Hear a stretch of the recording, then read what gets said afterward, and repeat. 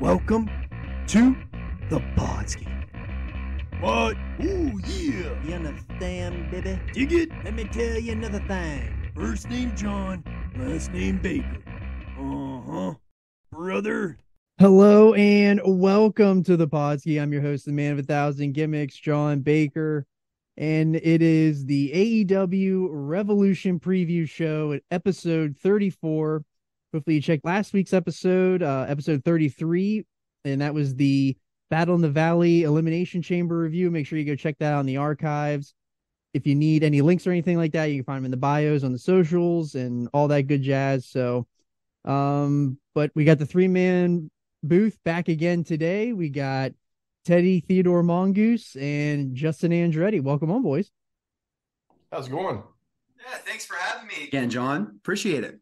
Yeah, we're running it back a lot here.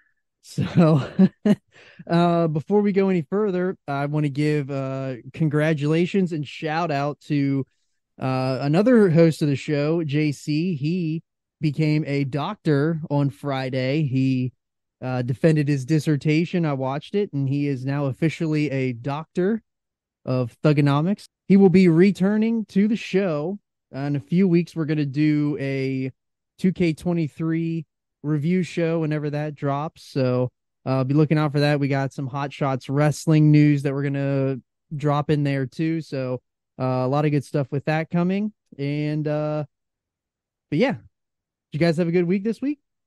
Go ahead, Mongoose. Absolutely. Yeah, it was fantastic. Listen, down here in beautiful South Central PA, the sun has taken some, it's been shining some. It's been, it's been tagging in and out a little bit here, especially today. Did the JOB to some cold rain in the morning.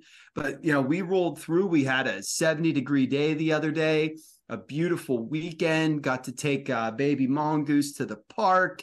I got to do some things outside, touch some grass, breathe some fresh air. So no complaints out of my end. Show related, wrestling is not on fire in a bad way, but it is churning along. We have news to talk about and things to say and things to speculate on. We have a lot of good shows coming up, and just all in all, spring fever, double birds to you, Punxsutawney Phil, out on your back this year. 1, 2, 3, pin me, pay me, wrong, at least so far anyways. So deal with that. Almost said a bunch of stringing curse words together for a groundhog. I don't want to bury him that bad. So that's a little self-censorship. So that's what I got going on over here. Give it to me, Andretti. Tell me something good about the left coast. Oh, I got lots of good things to say about what's been happening in LA the last couple of days. So we went without power for 3.5 days. And then it got so bad that we came down here towards San Diego to my sister-in-law's. So we've been down here for about a day and a half. So my father-in-law and brother-in-law went back last night.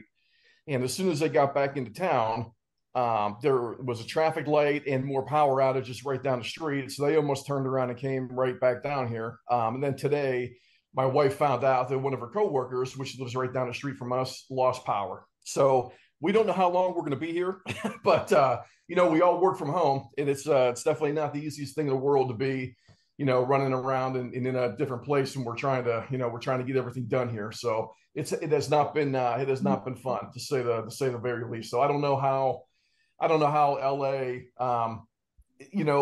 we grew up in a place that has 10 times worse weather than anything LA experienced over the past weekend, and to be without power for 3.5 days. I mean, there's still some people right now that are without power, and we're on the 4th day. I mean, we're literally on the 4th day right now, and they're still without power.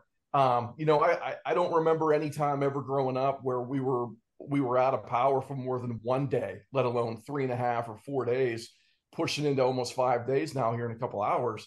What are we doing, man? I mean, how I don't know how we're so unprepared.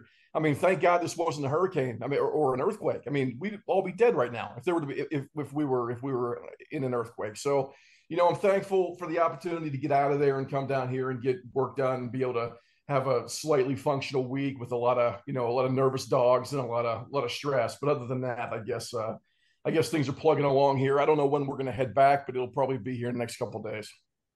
Man, I'll tell you that, and you know what's wild is I didn't realize that it was that long. I knew that you've been griping for a few days about it. But with my current situation, having the missus and then the the little one, I think that me and the missus would be able to get along just fine without power or anything. And I'm not saying that like my quality of life would be good or anything like that, but if my kid had to endure 12 consecutive hours without power, I don't know how we'd function. My house would be Lord of the Flies, dude.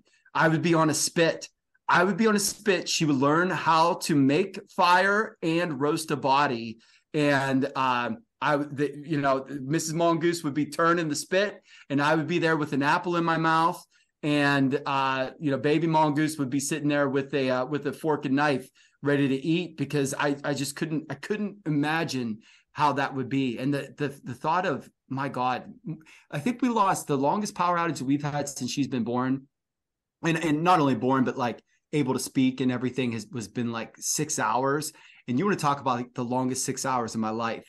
The best part about that, though, was that we got all of our lanterns and things, the electric lanterns, battery powered lanterns and all that. And that was where I had her hold that lantern in front of her face while I sang the Bray Wyatt song at you guys.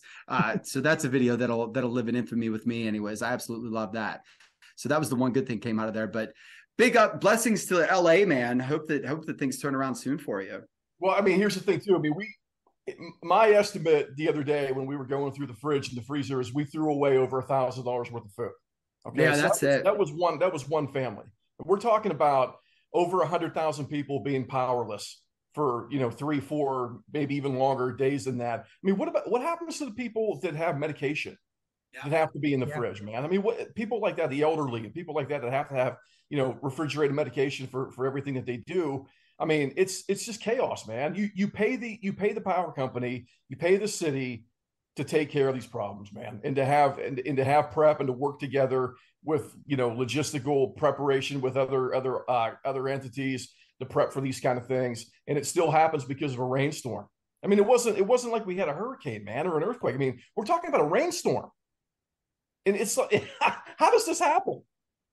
Did it get really cold with that rain, or was it just? It was very cold. I mean, look, I know you guys are in South Central PA, and and we all know it's colder there than it is out here. But comparatively, it was probably like in the low 40s, mid 40s for most of those nights. Yeah, that's brutal for California. Wow, that's crazy.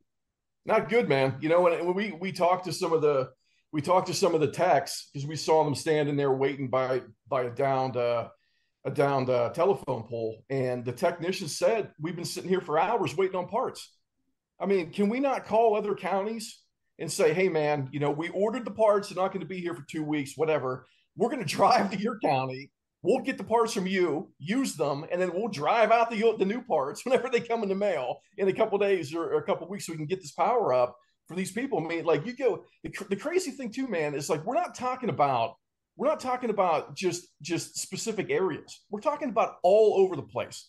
We're talking about affluent neighborhoods, low income neighborhoods. Everybody was affected by this all over the city, man. And the grid is a complete mess, man. And I know at some point, Mongoose, I'm sure you and I will have a conversation about the big push for electric vehicles and everything else, and if we're even prepared for that with the grid that we have. We've never insulated the damn thing.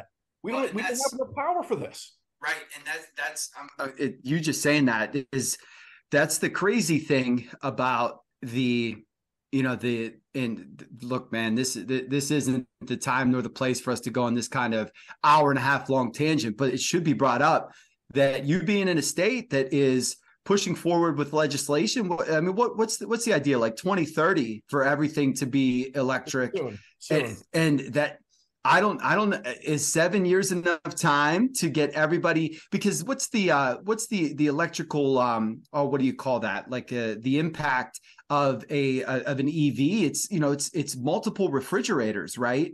And so if you're going to have everybody that has a car, and many places, many houses are going to have 2 or 3 all plugged in at the same time, good luck. Oh my gosh, good luck. So there's a woman down the street who had the capability of driving away to go someplace else when the power went out and it got real cold. She could not leave her car. She couldn't leave in her car because the car was behind an electric gate with no manual override. Wow. So even though, I mean, she couldn't get out. She couldn't leave unless somebody came to pick her up.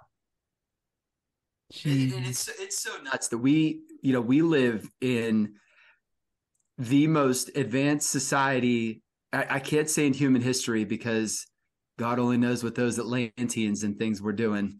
But we live in the most advanced society of the last 2,000 years or whatever, right? And so we've come so far, and it is insane how something so small can shut it all down. Do you know what I mean? Like, yeah, we're not like you said, we're not talking natural disasters. Like, we're talking some weather, and that is horrifying. That is beyond horrifying to think about. It is so much more precarious than what anybody wants to admit. Oh, Podski, man, look at the Podski. Look at that. You get all over the place. You're a deep homeboy. I love it. We're a one-stop shop for everything you need. But other news aside from the left coast absolutely sucking this week, is that WWE, they are gonna go hard and throw a lot of money at AEW talents this year. That just came out today. They're saying that Triple H wants to go really hard at these AEW talents. They got a lot of contracts coming up this year. Obviously, we've already talked about Kenny the last couple weeks. I think that maybe Hangman might be up on his deal this year. I'm not sure who else. Maybe Wardlow and Powerhouse Hobbs might be as well. I'm not quite sure on the breakdowns, but that's a pretty interesting topic to think about. WWE making a huge push to kind of raid AEW's roster, and it doesn't seem like it's going the other way anymore. Right. Well, in other news, water is wet, grass is green, sky is blue. Like, right. Like this was to be expected. I guess the fact that it's news is more so indicative of, I don't want to say how shallow the pool is right now for things to talk about. Because that'd be one that they just sort of have in the chamber, like ready to go at any point in time. Right. Fascinating that managed to, sort of find its head at the water or above the water level whenever you have, what was, and these would be the Brian Alvarez words, but having seen the segments, I completely agree. 2 obvious Vince segments in a show yesterday. So like, Buddy might not be a gorilla, but homeboy's he's texting Paul and giving his input. And then, obviously we have the, the Sami Zayn house show. We have an AEW show coming up. You had Kenny's interview with Renee Paquette. So all those things. It's funny that one managed to find its way up, but I guess that's to be expected at this point in time. Hangman's an interesting one. And, Hangman is interesting because he has the homegrown fan base, but dare I say that Adam Hangman Page would work a wonderful WWE style. Mm-hmm. Whether or not he could fit in, I'm not sure, but that corporate machine might be able to make something out of him, because didn't he spit him out once already? They very well could have. But the thing is with him, I don't know if they did, because he was substitute teaching whenever he started wrestling. And I think that and I might be wrong, but I think the backstory with him was that he was a teacher in Virginia or whatever, and wrestled on the sides or on the weekends or whatever, and then made a career out of it by hopping on with those ROH guys. And then he got sort of spotted or rubbed up to the Bull Club guys and the Elite guys and everything. And then the rest was history. But that's not to say that he didn't go to a tryout or something like that, because so many of those guys did. Yeah, it's really interesting, because I think that somebody like a Hangman Page in the corporate machine they would absolutely push him to the moon. And they couldn't do the whole noose thing, but they could do all of that kind of stuff with him, like the cowboy and all that. Like it would be I mean, perfect. let's not forget about the speculation we've always heard about him not being the easiest person to work with. Yeah, we've heard that too. Right. And but the thing about it, the thing with that is that he would how do I say this? He would go from being a a bigger fish to a small fish in a big pond. And, I don't know what assimilation would look like there, but, he's not going to go in there the way that Cody did, No. And be a top guy right away. That being said, you put a 15-minute Hangman match on Raw, it fit in, like this isn't getting Pentagon Ray Phoenix, you know what I'm saying? This isn't trying to shoehorn one of those types into a Raw show where all of a sudden they're going to be chasing around Dana Brooke for the 24/7 title. You know what I mean? There's very little that comes out of that guy's mouth that sounds believable on a camera, and that's my grievance. I would think would be about him going to the big show. It's interesting you say that, and John, I want to hear your input too, because you've been along for this whole elite ride. But my thing is that I found him the most endearing when, and this was his big story arc, was when he was the I can't find myself guy. And that I'm losing my friends and everything else. And I actually thought that and I don't know, man, if that was one of those things where he was able to like take himself and crank it up, and that's why it worked so well. And maybe whenever he's just trying to be, like, I don't want to say Tommy tough guy, but he can't do a Mox promo to Moxley the way that Moxley can do it. John Moxley can look at the camera, and I know that we're on the audio medium, so you can't see me doing the shoulder thing, but he could do the shoulder thing, and he can walk out there and he could start to make me believe that somebody's about to get their head busted open. And Paige isn't the same, but Paige, I really, really thought that he was awesome as a character, that whenever he did his entire I'm not sure of anything, where's my friends arc. And now that that's over, I just sort of feel like, he's lost. What say you about that, John? Yeah, so you literally said exactly what I was going to say. I found him to be the most endearing 100% whenever he was in that totally lost, like, I don't know where I'm at in my friends type deal. I thought that he was at his best right before that, kind of like as they were leading into AEW, especially like at All Out or All In. And we can't really talk a lot about here on the show. Can't believe you said his name on that. I'll bleep that out.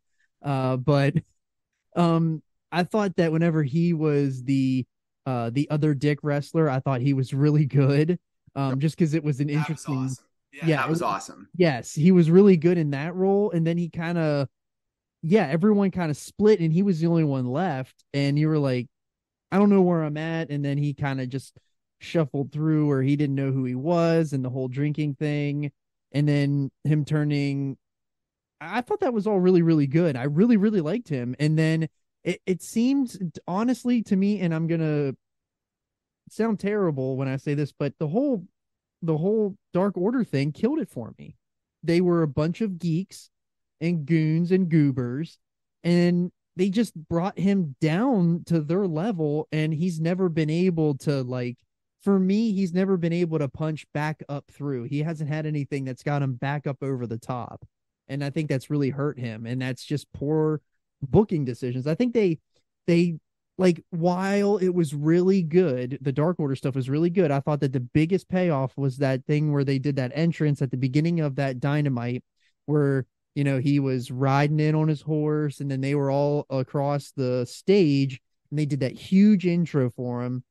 I thought that was the height of it, and I think they just held on to it for about 6 months too long after that. I thought they should have probably cut ties with them. Like, they could interact with them at some point, and it would be like, oh, yeah, like a nice, warm, and fuzzy type thing. But they just latched on to the fact that Hangman was like the new like person that the Dark Order was gripping onto, and they just, I thought they did too much with it.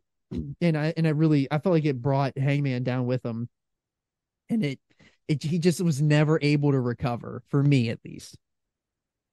That was really well said. That was really good. And the thing about the Dark Order and Andretti, that whenever I get through my my little spiel here, I please make some mental notes, because I'm sure that you'll contrast me at least a little bit.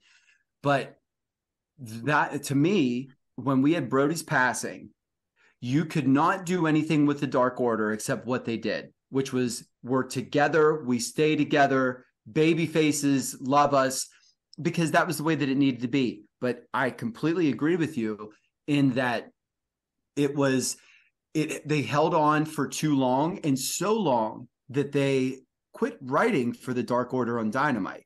Yeah. So I hate to say this, man, but I haven't consistently watched Being the Elite in probably 5 months. And it's just because life gets in the way. And the bad thing is whenever Baby Mongoose was a literal baby, I could watch it, but it's not necessarily, PG. And so it would be one of those things where I would just catch it, on the treadmill or whatever. But now I'm trying to watch, because we have WWE back, I'm watching more Raw, I'm watching SmackDown. And so I don't get a chance to see what they're doing on Being the Elite.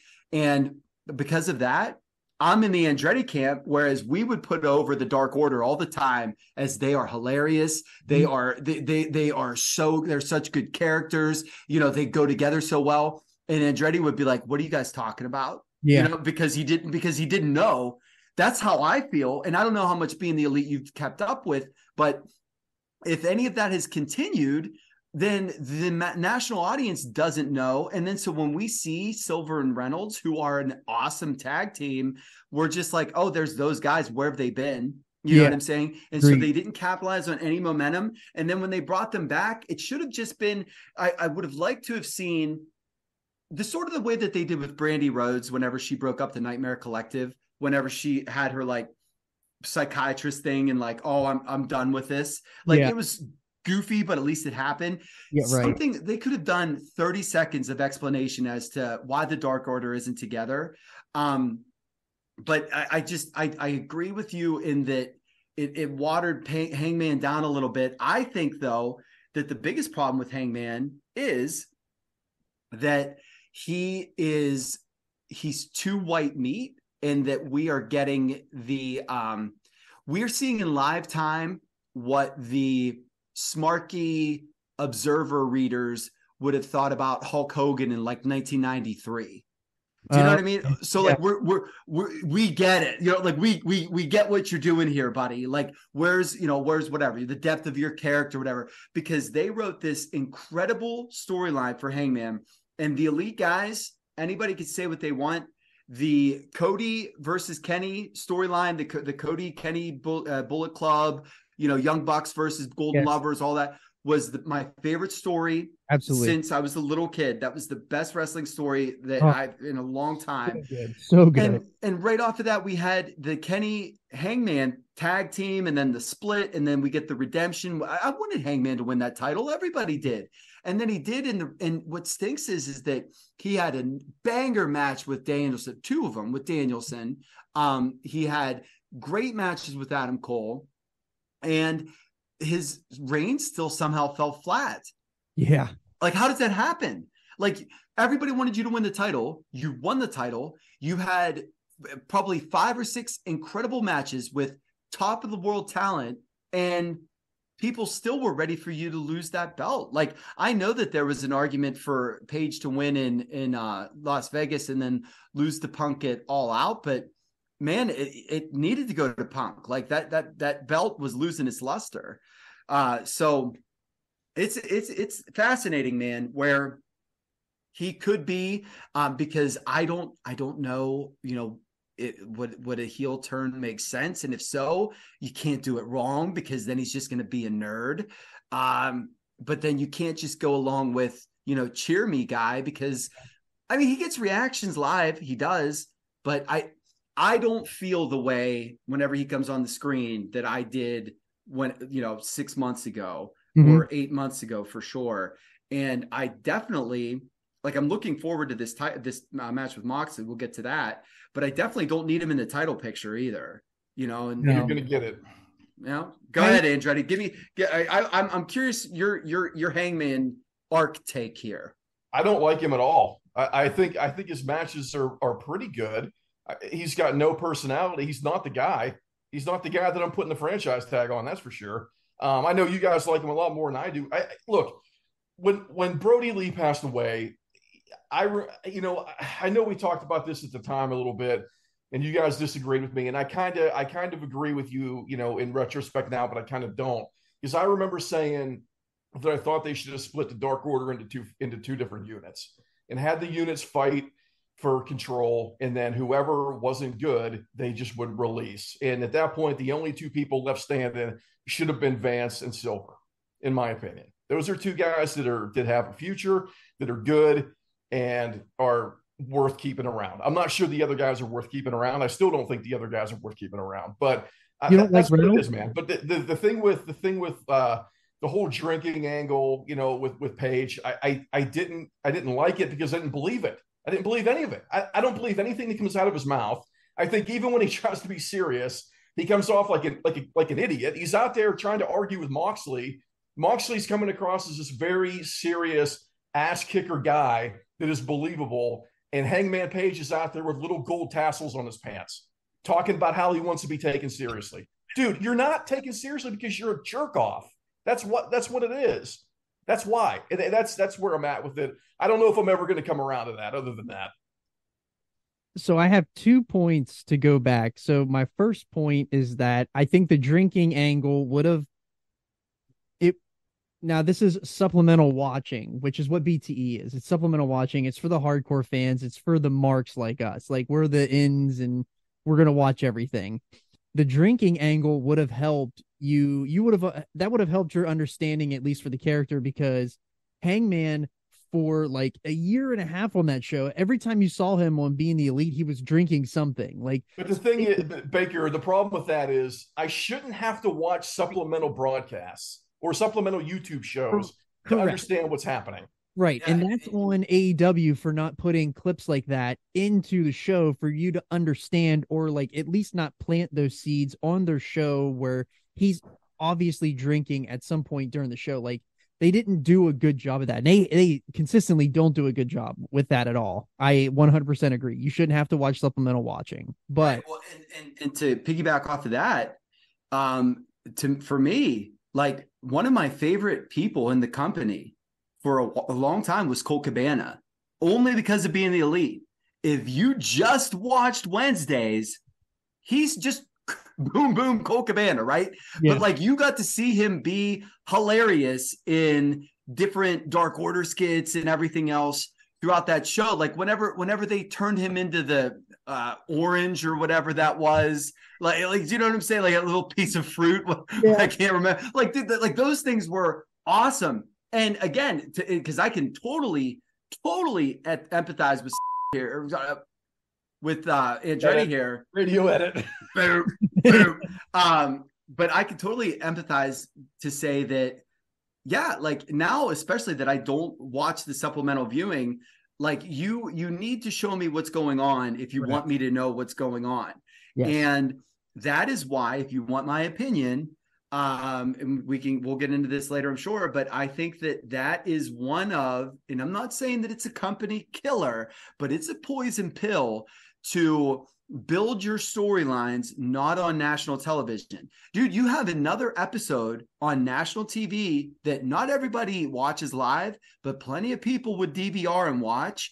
Why do you not turn Rampage into 30 minutes of wrestling and 30 minutes of YouTube clips, like a best of YouTube stuff?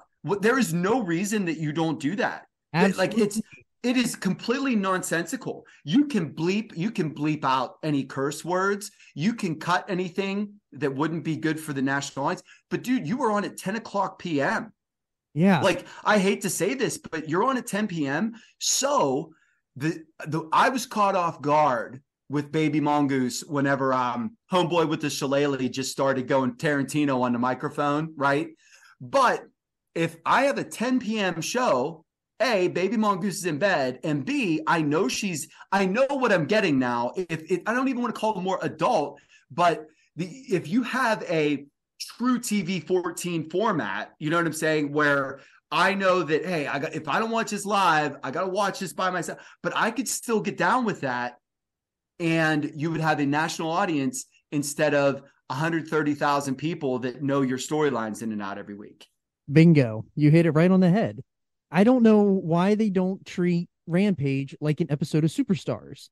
It should have one to two matches max, and the rest should all be storyline stuff. It should be vignettes. It should be packages. It should be interviews. It should be less wrestling. And I know why they have a lot of wrestling. They do it for the live crowd, because if you go to a Dynamite, you do Dynamite, and then they change the ring, and then they go right into Rampage. Well, here's the thing though, John, and let me jump in really quick. You've been to Dynamites. I have not.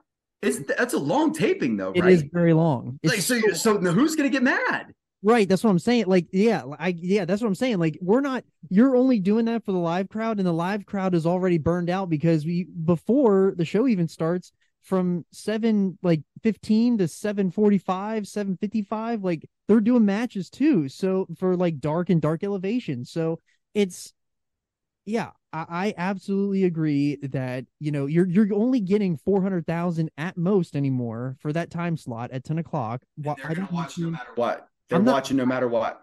Yeah, those 400,000, that's your base. That is the loyalists. You're not getting any more unless you do something really, really big. But at that rate, what's bigger? Like, they've already blown their wad with the Punk First Dance. Like, there's nothing else that they can do that's going to bring it back to that. Not even anything close, I think. Not unless you sign Roman Reigns or something like that. But why are you bringing him in on a Friday night? Why are you not bringing him in on a Wednesday night? So, I fully agree that it is a huge disconnect for the viewers when they don't tie in these clips or these stories, and that Excalibur has to go over it really quick like this during the show. He's got to run over it so fast that they can't get these stories through, but they have 3 hours of television. Like, it seems so simple, but I don't understand why they complicate these things. Like, it's infuriating as a fan that we have to go take the 20 to 30 minutes on a Monday at noon to watch BTE when I don't want to do that. So that's why I haven't done it. I haven't done it since they came back to win those trios belts. I haven't watched it because it's just there's just no point. And I refuse to watch Rampage just because it's just too much. I don't want to do that. You don't need to. That's until we need to. Look, man, I didn't watch Raw or SmackDown consistently for years. Do you know why? Do you know why I do? Because it's worth watching. Yes. Like, it's that simple. Right. Make the shows worth watching. If there is no storyline advancement on Rampage, I have them all DVR'd. I do have an intention to go and watch the Bucks and Aussie Open, because I'd really like to see the Bucks and Aussie Open. Yes. But it's not appointment viewing for me. That's I'll get around to a viewing. Yep. And you need more than that in order to get me to take the time to watch the show. And I know it's a quick watch. And here's the other thing. When that show started, I very much looked forward to and enjoyed. It was a sprint. And, that was whenever we had the Punk comeback, of course. We then had the Kenny versus Christian Cage title match that Christian Cage won. Yes. Like, why are you not doing that more often? Your Superstars idea is it. And the thing is you turn that into Superstars, and then once a month, then you give them you give us the Orange Cassidy versus whatever, Samoa Joe or something title match, and you don't even have to put your world belt on the line there, but then you put a big belt there. You put the trios belts on the line as a main event for 25 minutes or whatever. Have at it. Or, some kind of like some ladder match for $10,000 or something like that. But yeah, I don't know. I don't know how you waste time whenever you have only 3 hours, A, and then B, you've taken on this third hour, and the network wanted it, and so to not capitalize on it's very frustrating. I don't know. Yeah. It's not appointment viewing for me anymore. They've already shown me time and time again that it doesn't mean anything. And like, even if I do miss it, they are getting better at covering stuff like that on the shows. But for the longest time, they just refused to cover the stuff. But I absolutely agree. Like if they would just do, because they obviously get into a 2 to 3 week funk at some point. They get into a lull in their every 3 months that they do a show. Why not put the big matches, like you said, put the trios belts, sprinkle me daddy, like a really big match or something like that on a Rampage. It should be, that's how it should be. That's how we've said it from the beginning. Ever since they mentioned Rampage from the start, we said it should be a Superstars style show, and it just hasn't been. And they just should not be Sunday Night Heat, and it's Sunday Night Heat. Right. It's Velocity. It's Sunday Night Heat. It's main event. Like it's just not, and not the good main event. Here's the biggest tell of something not going right. Andretti will watch Dark Elevation and not Rampage. Yeah. Like seriously? Dude, Andretti will get on the text machine and just start barking about what's his face? Nemeth's brother or somebody like that, having to watch him on Dark Elevation. Or, another Abaddon match or whatever, but the dude won't watch your nationally televised hour. Like that goes to show you something. And Andretti watches all kinds of wrestling, and never watch, like he will watch Tennessee Backyard. I was just gonna say Tennessee Backyard Wrestling. Shout out Tennessee Backyard Wrestling. Found them on TikTok. What a great find that was. Well, the thing too, it's even worse than you think, because there's stuff that happens on Dark and on Elevation that then ends up on Dynamite, and there's no explanation for it. So it's even worse than watching being the Elite. Like something, all of a sudden there's a tag team match or something on Dynamite, and somebody gets killed, and there's no explanation for it. But on Dark or Elevation, there was a storyline there with that, and there's no connection. They don't talk about it. Yeah. And all we need is a clip. Like, I'm glad you brought that up, because that, like the Gun Club, had whatever. I'm going to make the number up because I don't know it, but like 6 television matches or whatever before they won the title. But their record they had 450 on Dark. And that's what I was just going to say. Their record is like 40 something and 2 or whatever. Like you couldn't show me a couple of clips of them just hitting finishes, or them being dastardly and getting pins. Like you can do that on their walk to the ring. Absolutely could do it, and they just don't. That's what's really frustrating when you watch AEW and you try to tie all the things together. There's so many loose ends. There's just no cohesiveness all the time, and it's really, really frustrating. Wow, came in hot there. We did. We went on a real good tangent. I really enjoyed that one. What else you got for news? I got a couple things. Yep, I got the Sammy facing Roman at the house show. That I don't know why we need to do that. I don't understand why we're doing that. I get that it's in Canada, but you're gonna run back the rematch on a house show. Maybe they're just, maybe I'm thinking outside the box here. Maybe they're promoting it this way because they're gonna do an angle this weekend on Friday, because Friday they're doing the Cody and Roman stare down. Maybe that's how they get to the Sammy and Kevin versus the Usos type thing. I don't know. I mean, that would seem like a WWE style setup where they would do that, because you could do, they were really, really good back in the day of doing two things at once. Well, there's precedent here for that, because Jacques Rougeau beat Hogan for the belt in Canada. It was unrecognized. Oh, okay. Well, there we go. I forgot just to pop the crowd. But you also have to remember that unrecognized, that's not going to happen today. No, you know what I'm saying? There will be millions of views on Instagram lives and TikToks and blah blah blah. And so good luck trying, especially when you're a company that promotes your social media as much as the WWE does. Oh, I'm not saying they should do it. I'm just saying. But that's what I'm saying, is that like that one we couldn't get there. It would be an impossibility unless they did some kind of like Dusty finish or something. And what an insult at this point. You right. The moment's passed. You blew it.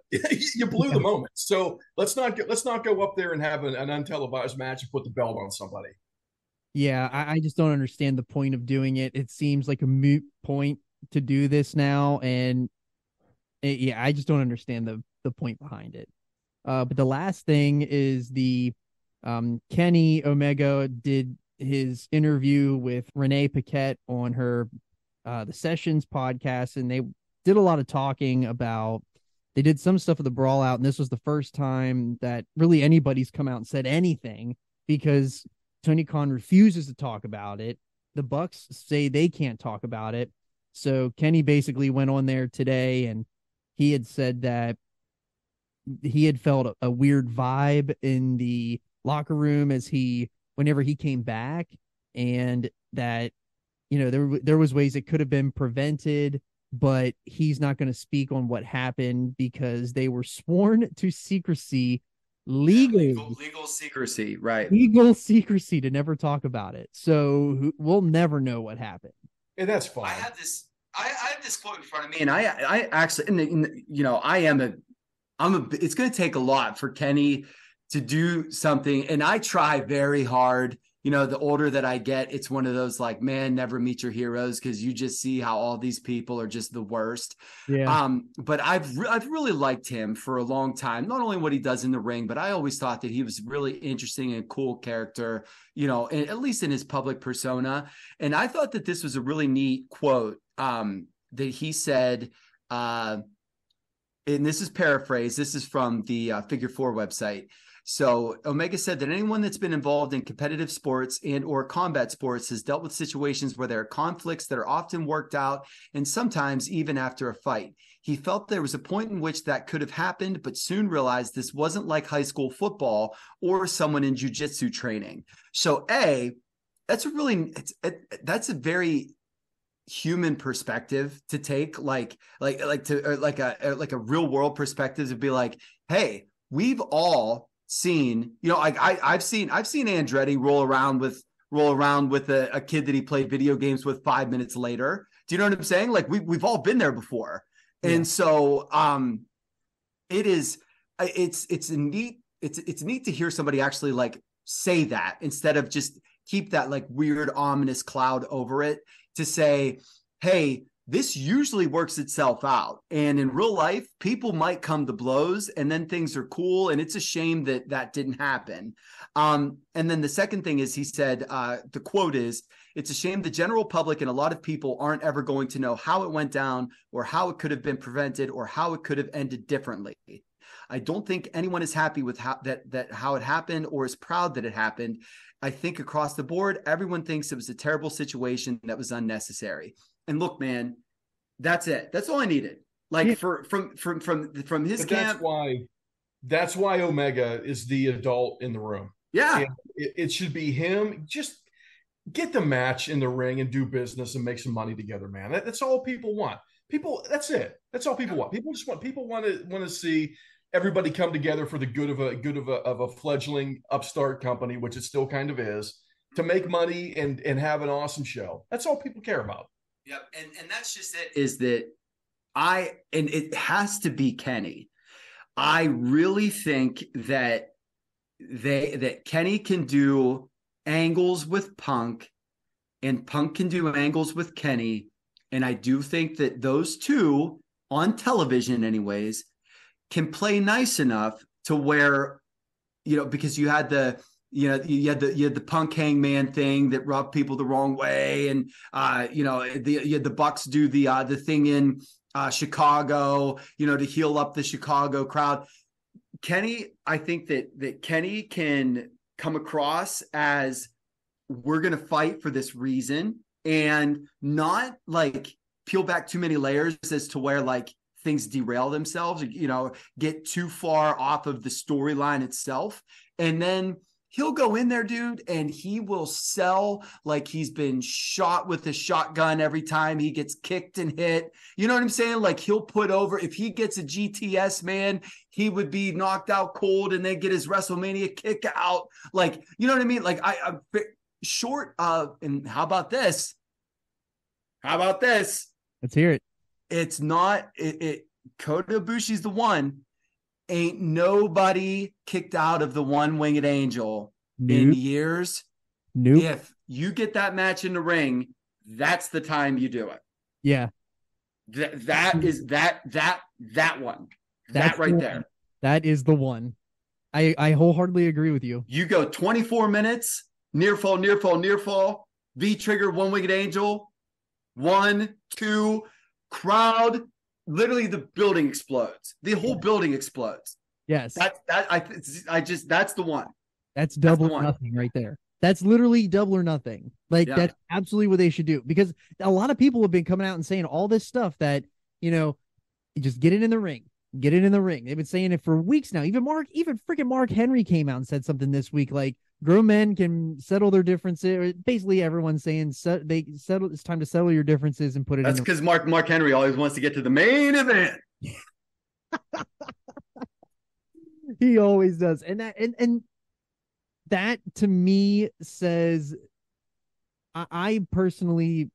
I don't want to spoil my ending, so I'm because I have in my prediction here at the end of the show, but I'll save that for the end. But I have some thoughts of what I personally think is going to happen and what they should do. Now, will they do that? Who the hell knows? They probably won't. But I don't know. I thought that was really interesting that Kenny said that, and that there's legal secrecy that is going on here. That, I mean, it's just really frustrating that it took Kenny this long. Kenny's the one that had to do it. That's what's irritating. It shouldn't have to be Kenny. But I'm just kind of glad that Kenny came out and said it, though. Andretti, I know you got some news. Let's hear it.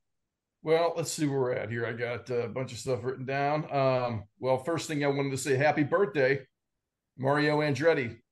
Happy birthday to Mario Andretti. Uncle Mario, Uncle Mario, only driver to win the Indy 500, Daytona 500, and Formula One. So shout out Mario Andretti. Hope you had an awesome day. Vroom, vroom. What else I got here? Today, actually, National Tooth Fairy Day, believe it or not. And the reason why I bring that up, coincidentally, did anybody see on Instagram the meme of the mom who said that she took money out of her child's piggy bank to put under the pillow for the tooth fairy? Okay. Are you the worst parent ever? Yeah. So 2 things with that. One, saw that. Okay. Somebody shared that. I feel like they actually think that it was Trigger. Because that's what he will be doing. Absolutely. But the second thing, my kid comes home from school 2 days ago. It's funny you brought that up. She whispers. She like pulls me in and she puts her hands around my ear and she goes, "Dad, guess what?" And then, child's name. "Guess what this kid said to me?" And I said, "What?" She said, "He said the tooth fairy isn't real." And I said, "You know what, honey? He only said that because maybe he wasn't good enough to have the tooth fairy visit him." You know what I mean? Like, come on, man. Like, can you be 6? Can you just be 6? Like, what are we doing here? Just killing the gimmick in kindergarten. Get out of town. Put that kid in an ankle lock. Speaking of piggy banks, Mongoose had a piggy bank for me back in the day because I used to say, "I'm so hood." Yeah, instead of a swear jar. It was an I'm so hood jar. It was an I am so hood jar, and was going to buy me the Jersey Shore. Yeah. Buy me the Jersey Shore box set with my swears of "I'm so hood," and never did see that. I hope you spent that well. God only knows what that money could have been spent on. Sorry, it wasn't on you, bud. but thanks a decade later. I appreciate it. All right, give me something else, Andretti. What else do they have? I got a couple shows coming up I'm going to put over here in a second. Before you do, you fantastic mania, brother. Oh God, you want to talk about that? Would you please? I don't mean to sideswipe your news, but I got notes. So I put that thing over huge, dude, last week on the show. Put it over huge. I will say the second night 2 was a lot better than night 1. At least for night 2, they had the big wall graphic. And the show from last night was really good. I think tonight's the last night for it. But I wanted to say, look, man, that show on night 1 they had it in a venue that was not good. to put it lightly, like you're trying to get eyes on that show, man. I mean, dude, don't ever run a show in that arena again, dude. Is my advice to them. I mean, look, if you want to see what it would look like to watch Master Watto sell in the Fan Metal High School gym, now's your chance.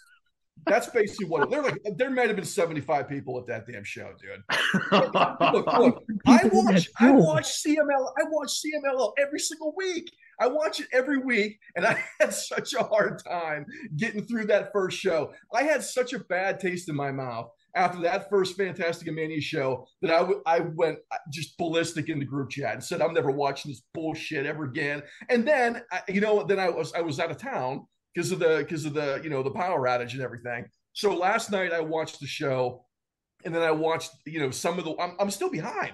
I still missed like 3 shows in a row, but I tried to catch up with some of them, and they were awesome. They were really good. They were in better venues. It was taken a little more seriously. But the thing that really jumped out at me too about that, and I know I probably sound like a broken record here already because I brought this up a couple times, but like I don't know if the New Japan dojo in the United States is any good.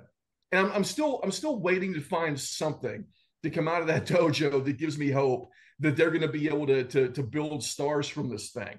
But because there's 2 young lions in New Japan, in actual Japan right now that were on these shows. I think the first guy's last name was Iwa. It's Oiwa, and the other guy's name is Nakashima. Those are 2 guys that look pretty damn good, man. And they're going to be really good prospects for them coming up. And dude, brother, they are just, in my opinion, light years ahead of the DKF or the Adrian Quests of the world that we saw at that Battle in the Valley show, man. So it's just a very different vibe. But Fantastica Mania, going back and watching those ones from the last couple nights, I got one of the matches in my top 5 for this week that we'll talk about here in a second. But look, they're awesome. They're really good clashes of styles. You get to see people that you don't see very often. I don't know why Naito and Tanahashi are working every night of that damn thing. It's very strange to me. I mean, God bless both of them for putting their bodies through that. But yeah, overall, I thought it was pretty good and pretty fun thing to watch, like it normally is. But for God's sakes, don't ever run that first venue ever again, man. I love those Young Lion matches. I mean, I don't watch everyone, but dude, when they put those guys out in their black trunks and black boots and say work 4 minutes and you're finishing with the Boston Crab, I don't know. I think that's awesome. I do really like how they always have the awesome. Young Lion matches. Yeah, awesome. Yeah.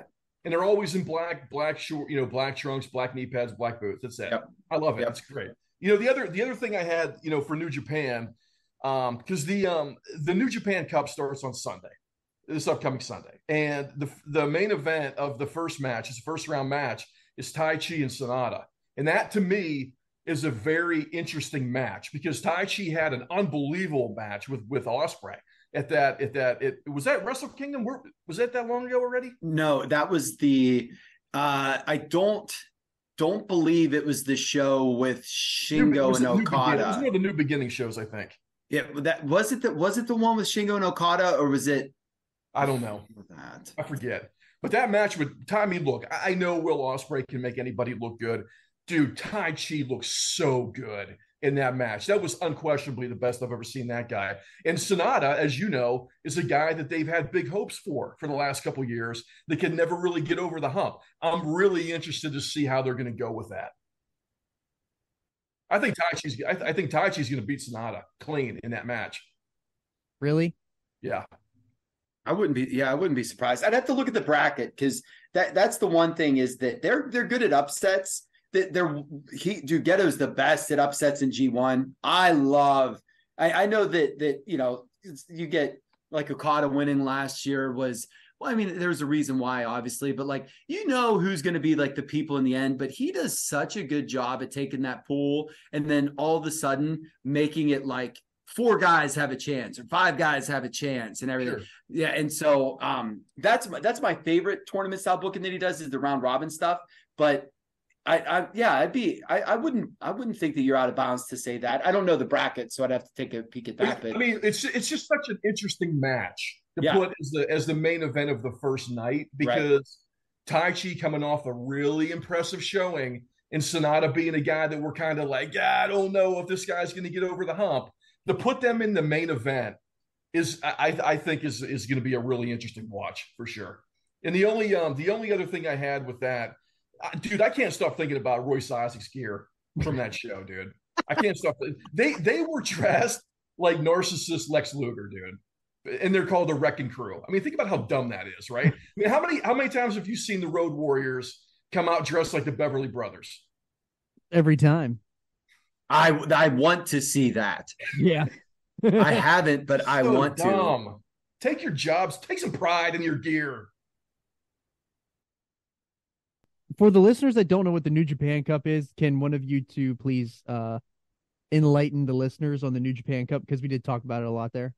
Yeah, I'm going to pull it up straight from the site because I saw it on the New Japan World. Yeah. Basically the winner, I think it's 24 men this year, right? It's 24 men are going to be 20. It's 24 32, but they gave like 8 buys. Yeah, there's buys. So it might, you know what? It might be 24 with 8 buys, and then the 16 are in matches. I think that might be it. I got it right here. Yeah. I just got to go to the lineup because it has the little breakdown. Is that kind of their March Madness style? It is. It's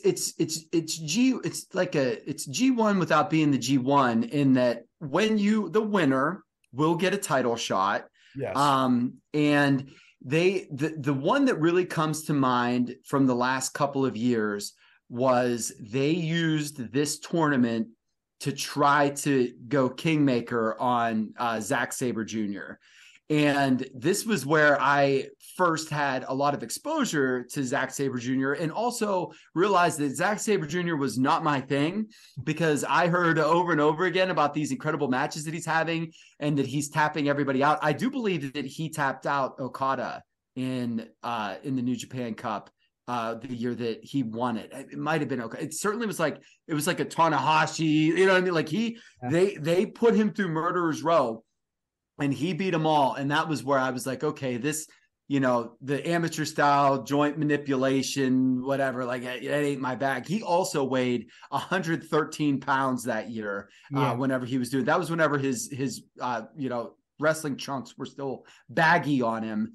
But yeah, basically it is going to be a show where the winner will get a title match and not at Dominion or anything like that, but it'll be their next big show before Dominion basically is where we'll see the title match most likely take place with whoever the winner is. Yeah, I think that it's 16 days. It goes on for 16 days. There's 24 combatants and I had the list of the buys here too, if anybody's interested in that.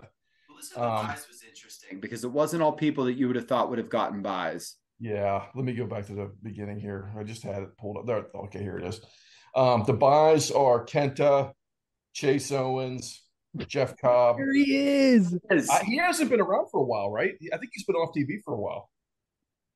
He earned his way into the second round, baby. Yeah, apparently. Ospreay gets a buy, and then on the other side, the buys are Goto, which is interesting. Tama Tonga, Okan, and Sabre. It'll be good. It's 12 events. We could do that'd be worth a wrap up show. I think it would be too. I'm going to watch every one of them. I mean, yeah, I'm in. I'm totally in. Provided that we're not going to lose power for 4 days. I'm definitely interested in watching all those shows for sure. And it's coming, like I said, it's going to be it starts this Sunday night. All right. I'm in. I'll check it out and Bake, throw that on the Podski queue. To get to that in 3 weeks or so. Yeah. So there's one other show I wanted to talk about real quick. So there's a West Coast Pro show on IWTV on March the 4th, which is, what day is that? Is that Saturday? What day is the 4th? Tomorrow's the 3rd, right? The week's the 3rd. 4th is Saturday. For the Saturday. Okay, so it's the San Francisco IWTV Speedball Mike Bailey versus Timothy Thatcher is the main match. No, It should be Speedball. really fun. I won't get into any spoilers for people that care about the ROH tapings. But Thatcher, I don't know if you guys knew, Thatcher is in a main event on either the first show or the second show that they taped. Okay. So yeah, Good. it's the other one is Blake Christian and Zack Sabre Jr. actually, that we just had brought him up. I like Christian a lot. Blake Christian's really good in the ring. He's just one of those guys that like doesn't really move the needle for me, but he's got a lot of talent. Well, I like an Action Andretti type guy. I like the fact that they brought ZSJ for that show. He's Sure. not my thing, but the fact that we have a New Japan champion on ROH tapings, I actually think that that's a good thing. The frustrating thing with it, though, is that, and just one more sidebar over to Rampage, is if we're gonna have your Zack Sabres and people like that there, how are we not rampaging ROH?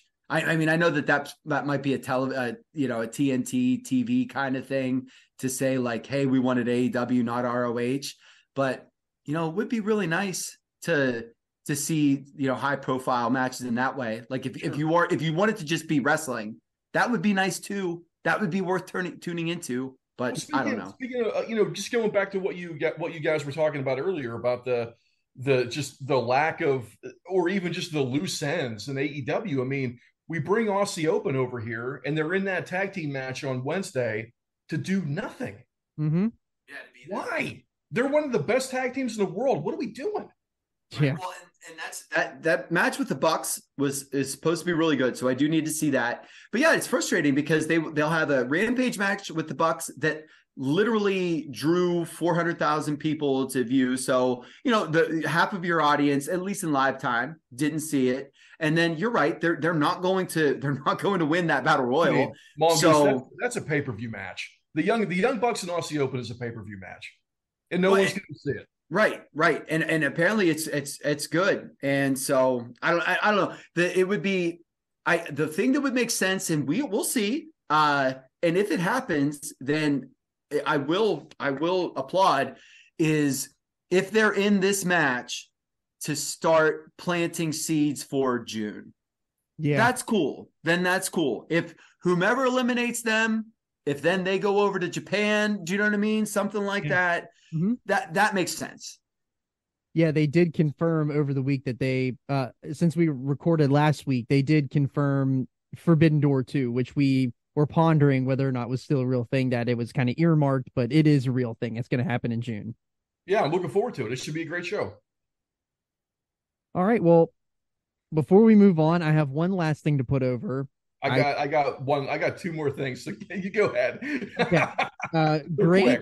Great friend of the show, Dan Barry. He won the NYWC Fusion Championship over the weekend. So congrats. We love you, Dan. Yep. Love you, Dan. Congrats. Three Doors Dan. Three Doors Dan. We adore you, Dan. Keep up the good work. Maybe we'll see you in LA. Hopefully. He's going to be out here. He's doing a comedy show. At the very least, he's doing a comedy show. So I'm sure he'll be on some of those wrestling shows. Hopefully he shows up to Pandemonium or Relentless Wrestling. But awesome segue right there, because the next thing I have to put over from the New Year's show with the prediction, or the award show, Ashley Dubois is getting offered a contract by AEW. Yep. That was your call this year. That was one of your predictions for the year, is that Dubois is going to get a big time contract, which I think that she actually technically hats off. I think she technically got an indie contract. Am I right on that? I don't even know. I don't know the details. I think that's what they said on Observer, is that it's a indie contract. So it's not like a full-time roster like contract. Hey, take the money, man. Yeah. Make your money and do a hell of a job. She's going to go in there. She's going to kill it with every match she has with everybody, and she's going to get signed full time. Yeah, yep. And that's exactly it. That's the Willow Nightingale. You know what I mean? Like that's make the best of your opportunities. So that's great. She's really talented, man. And she's only been in the business for a little bit, and she keeps doing a great job with everything she does. So I'm really happy to see that. We've talked ad nauseum about the lack of depth in that women's division. So bringing her in, get Vert Vixen on TV more often, get Kylan King. Let's build this thing. Let's do it right. Mm-hmm. Agreed. What's your last thing? I was going to ask you. I was going to ask you about the last thing. Any more news on the Milky Way? And no more news. I haven't checked. I will check right now, though. I'm still sad. I'm still sad about it. No more news other than what were the specials today? So no specials today. They were closed a week ago. They were closed on Thursday because of staff sickness, but on Friday, the soup special was vegetable beef noodle, and shrimp and corn chowder, and the soft serve ice cream was vanilla chocolate, twin raspberry, and orange pineapple. I like that raspberry. Who wouldn't mind having that? I know, right? So, I was sitting here today. I felt really upset about the Milky Way. I'm bummed out about the Milky Way. I know a lot of people are going to lose their jobs. There's going to be over 1,000 people lose their jobs when the Milky Way closes down. But I wrote a little haiku today about the Milky Way that I'd like to read to our listeners, if you don't mind.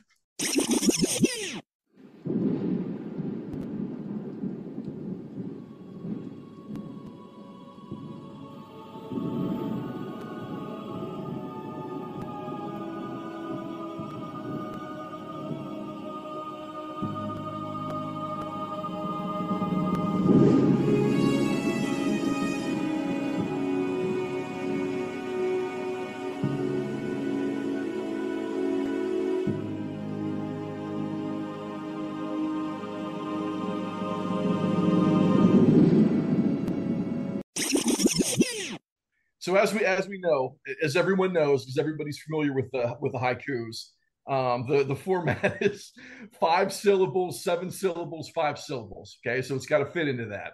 Okay, so here's my haiku, my one and only haiku that I've ever written about the Milky Way Diner. Fort Loudon fallen, save the omelets, Tom Wolfe. Milky Way don't go. That was absolutely perfect. It was so good. Can you say it? Can you give it one more time, please? I'd be happy to do it for you again, Mongo. So, Fort Loudon fallen. Save the omelets, Tom Wolfe. Milky Way don't go. Oh my gosh! It's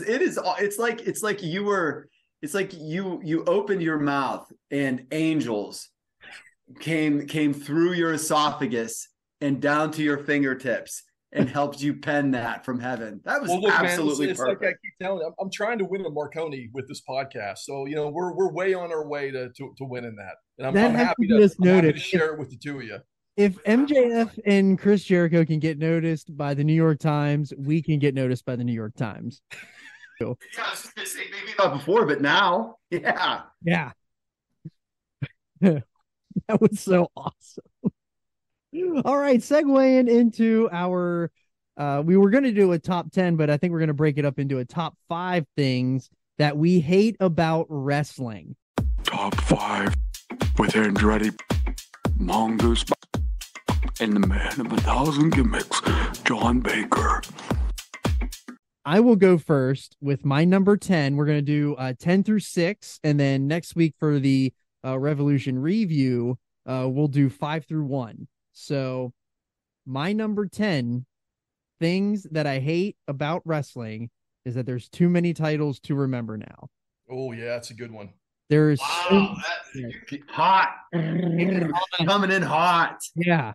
There's too many titles. It should just be a mid-card title, a tag title, and a world title. Let's keep it simple, and it's not simple anymore. Number 9, I have bad booking. And obviously we all hate bad booking, but what do I mean about bad booking is that there's just not consistent storytelling, and not everything's always going to be a home run. However, like there's not always good logical storytelling, and especially now with kind of AEW and where I was kind of at with them a few weeks ago, and how I just came in and pissed fire all over the chat about how awful AEW was 2 weeks ago, and now I'm super excited for this card. So that's how it usually works out. But that's my number 9. Number 8 kind of goes with number 9, but storylines that never end. The never ending, John, that's a good one. yes, That's a good one. the never ending storyline where it's just on and on forever.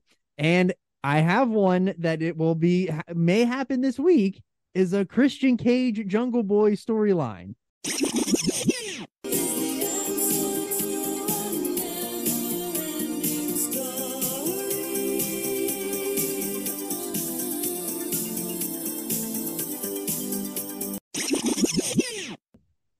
Okay, number 7, death matches. I there is a time and a place for a death match, but I feel like and you're wearing a death match shirt right now, the Revolution exploding barbed wire death match. I feel like the death match is overdone now because everyone got a little bit of taste of it on national television, so now everybody wants to do a death match. So I just feel like it's an oversaturated market now. I would like it to go back to it's like a Hell in a Cell. Overdone. Let's make it special again. And my last and final thing is my number 6 are part-time champions. I despise a part-time champion. It is the shits. If you're going to be a champion, I want to see you on TV every week. I want the belt on TV every week. I don't care. I don't want to see you in and out, here and there. No. Always be on the show. Be a champion. And that is my top 5. So that is a hot that was awesome. Yeah, and it only gets spicy. Excellent. Yeah, excellent work. You want this, Andretti, or you want me to hit it? I can go. So with mine, I didn't have it ranked in order. I just have 10 things written down. So I'm just gonna pick out 5 of these real quick. Let's see what I want to do here. For my quote unquote number 10, indie wrestling audio problems are a real big one for me, man. I can't dude, it drives me out of my mind. Like I'm talking about the problems where like you've got it mic'd up with the ring announcer, the commentary crew, and with the music. Okay, you would think that all of those would fit into some kind of ranking order of what you want people to hear on the broadcast, right? But when you get on an indie show, sometimes the music is at a 99 and the commentary is at like a 6. So every time somebody comes to the ring, it's just blasting music and you can't even hear what the hell the announcers are even saying. It's fucking out of control. And look, you guys know that I really love Veda Scott, and I love Mike Bailey a lot. I think Veda Scott actually is really good on commentary. She's probably the best female commentary person out there, in wrestling right now. And that's Mike Bailey's wife. So the other night I was watching a show where her husband was in the ring. I don't even know who he was wrestling. Dude, she's screaming into the mic to the point where I was going to send an email to the promotion and be like, dude, you got to tell her to stop doing that. She's so good. She's so good at what she does, but she got caught up in the moment so much that she just wouldn't shut the fuck up. And it's like, you're killing the drill here, right? What are you doing? But that it's just like the voice recording and the voice audio was so much higher than everything else that was going on in that moment that it like ruined the entire match. That's awesome. And that's one example of about a million that I've seen lately. Yeah. So my number 9 kind of ties into that a little bit. Indie commentary teams who just drop tons of F-bombs during the shows, dude. Oh, that's good. Come on. What are you doing, dude? What are you doing, man? It's look, I know I swear on here and I probably shouldn't, and I get all of that, but like I don't drop 90 F-bombs in a 2-hour podcast. It's like almost every sentence out of these guys' mouths sometimes are F-bombs. And it's kind of like, dude, like what are we doing here, man? I honestly didn't know that was a thing. If it wouldn't have been for Botchamania, because the first time that I heard it, I was like, "What?" And it's just funny you say that, because having heard it on, because they're in light tube matches and all that garbage, that they're always doing that. Yeah, that it's off-putting. I understand what you're saying, because football commentators don't just scream about kicking the shit out of people and everything else. Maybe if Vern Lundquist was dropping F-bombs and kicking the shit out of people, that probably would have been a lot better. I'd be all in, actually, too. Okay, so my next one here, no medical personnel coming out to check on dead refs or dead announcers. Drives me nuts every time I see it. I mean, look. If there's referees laying in the ring, there's referees laying around the ring. Why can't somebody run out with a stretcher and just act like they're pretending to attend to this person that is not a combatant, right? That gets incapacitated by a elbow shot. The WWE is so bad about this, because they'll have 26 referees laying dead all around the ring. The commentators are laying in the crowd dead, and no one gives a shit. It doesn't make any sense. It is incredible. You think about like all the Hebner bumps or the Charles Robinsons, where they literally just got like squashed into a turnbuckle. And so the way that they hit the ground dead, you'd think, oh my gosh, they just collapsed their ribs, they punctured a lung. You know what I'm saying? Yeah, I get what you're saying there. I mean, can't we have Jamie Noble run out there and act like he's concerned about this guy's life? Yeah. I mean, come on, man. They're crawling so slow, but it's such a hard slap, and it's so. Look, I know that ref bumps are part of the show, and I know that they're part of the match sometimes. But when you've got referees and announcers laying outside the ring dead, and there's another ref in the ring performing the duties, right? Who's like doing the 3 count or whatever, while you've got other people laying out there for 20 minutes deceased. Can't we have somebody come out there and check on these guys? I mean, they had Terry Funk come out for Mankind whenever he went through the cell. We could at least get somebody for poor Charles Robinson out there. Oh God. This is true. He actually came out there because he thought he was dead. like he legit, he thought that he was gonna be carrying back a lifeless body. So there is that. There's a little bit of difference there. Let's see here. So I got 2 left here. I'm going to go with every kick out, no matter when it takes place in the match, is 2.9.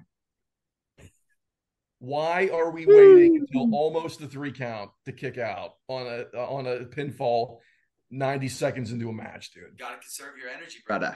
You know what's funny about that? Gorilla Monsoon used to talk about that. Gorilla Monsoon used to talk about that, and used to say he was so good at covering people's shit up sometimes, dude. Because he would say, like, I remember him telling stories during the commentary where he would say stuff like, "Hey, I know guys that would wait until the last second to kick out, thinking that they're going to conserve their energy, and then all of a sudden they get pinned.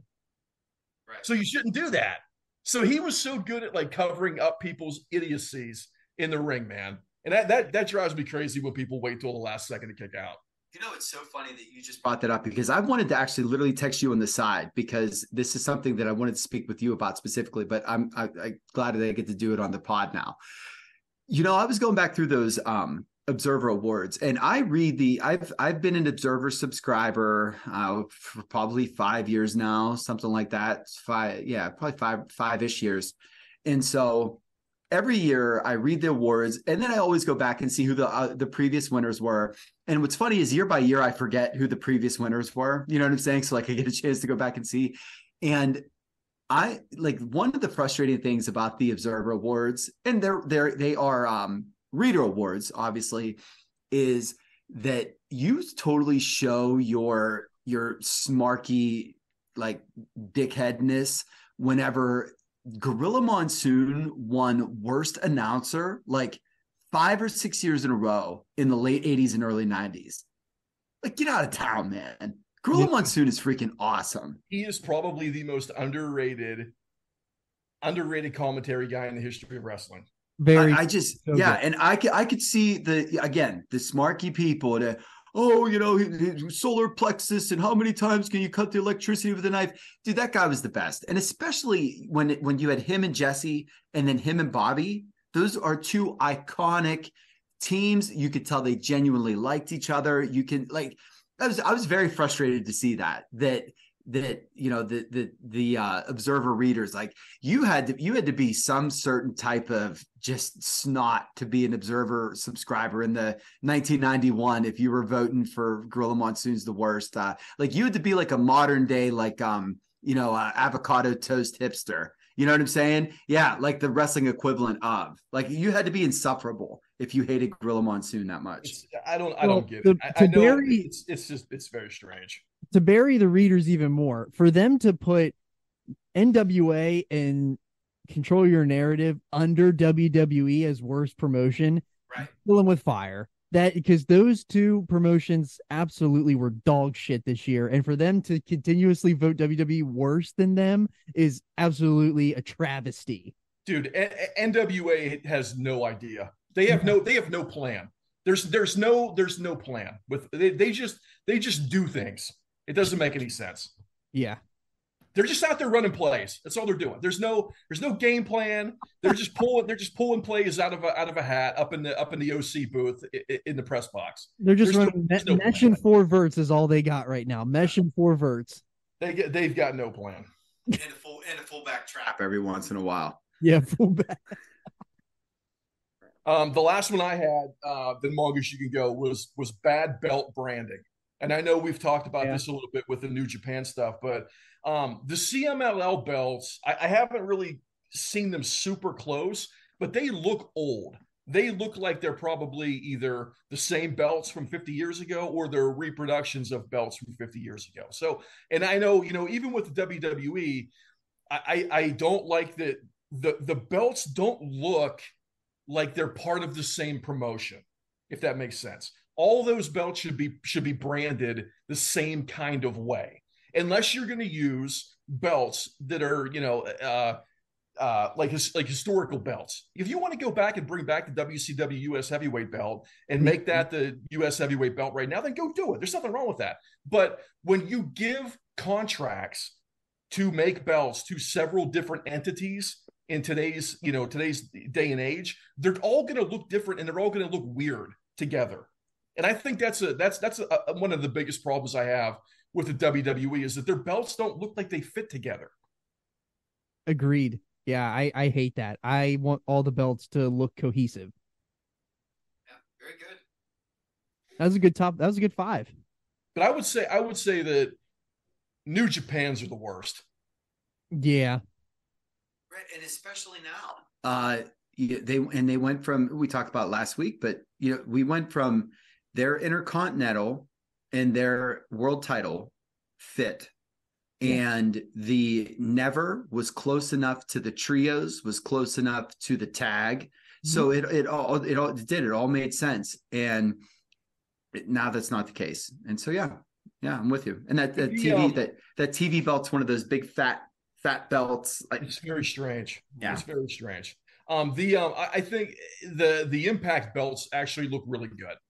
The world champion belt, the women's belt, and the tag belts all look pretty similar, and they're all really good. So like Impact actually has their act together with their belts, and the Defy belts.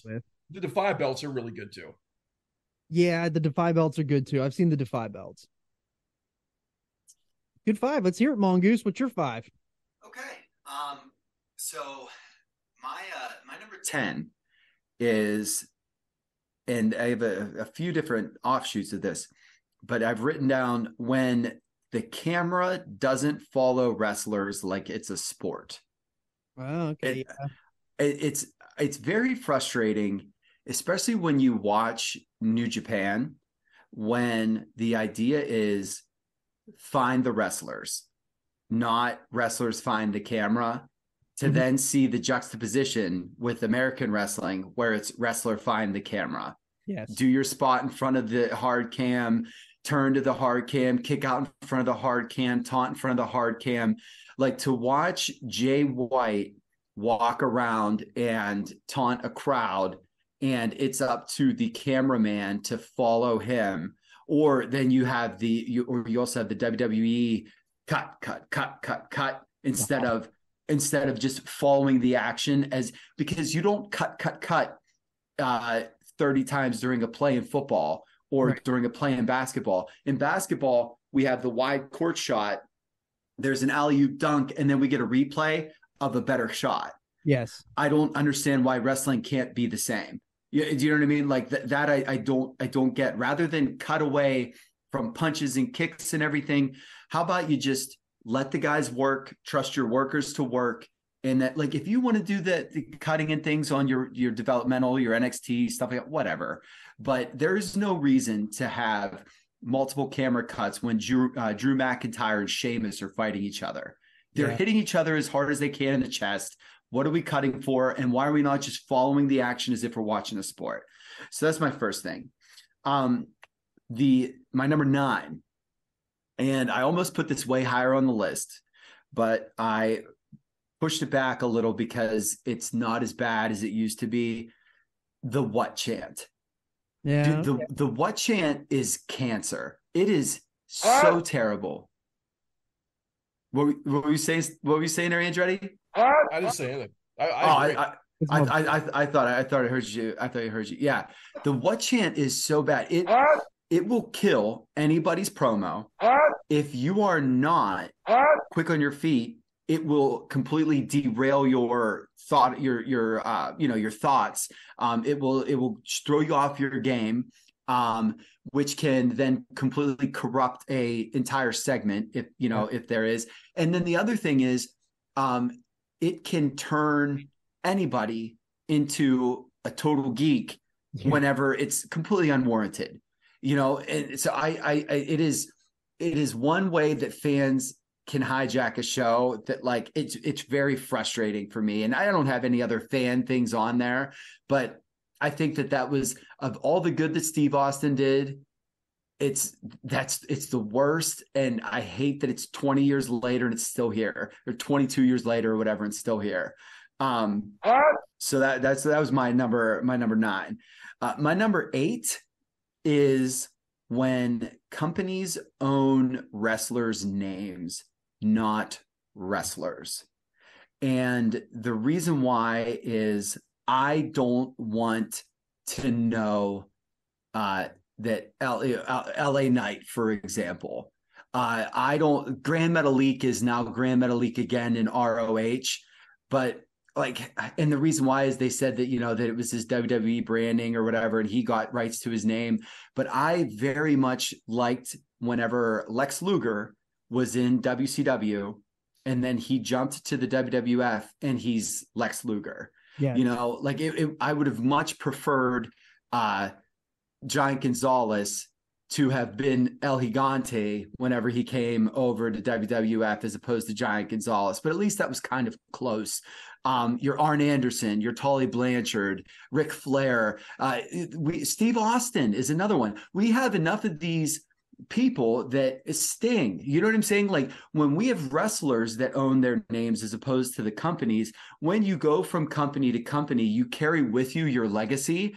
Yeah. And I don't like whenever wrestlers can't do that. I understand why it happens. I just hate it. You know what I'm saying? I wish that if you were a wrestler, that you got to pick your gimmick name and you could carry that gimmick name with you forever. And then if they signed you to an NXT contract, you didn't have to become, somebody else. Walter could be Walter. It very, very much frustrates me that Walter is Gunther.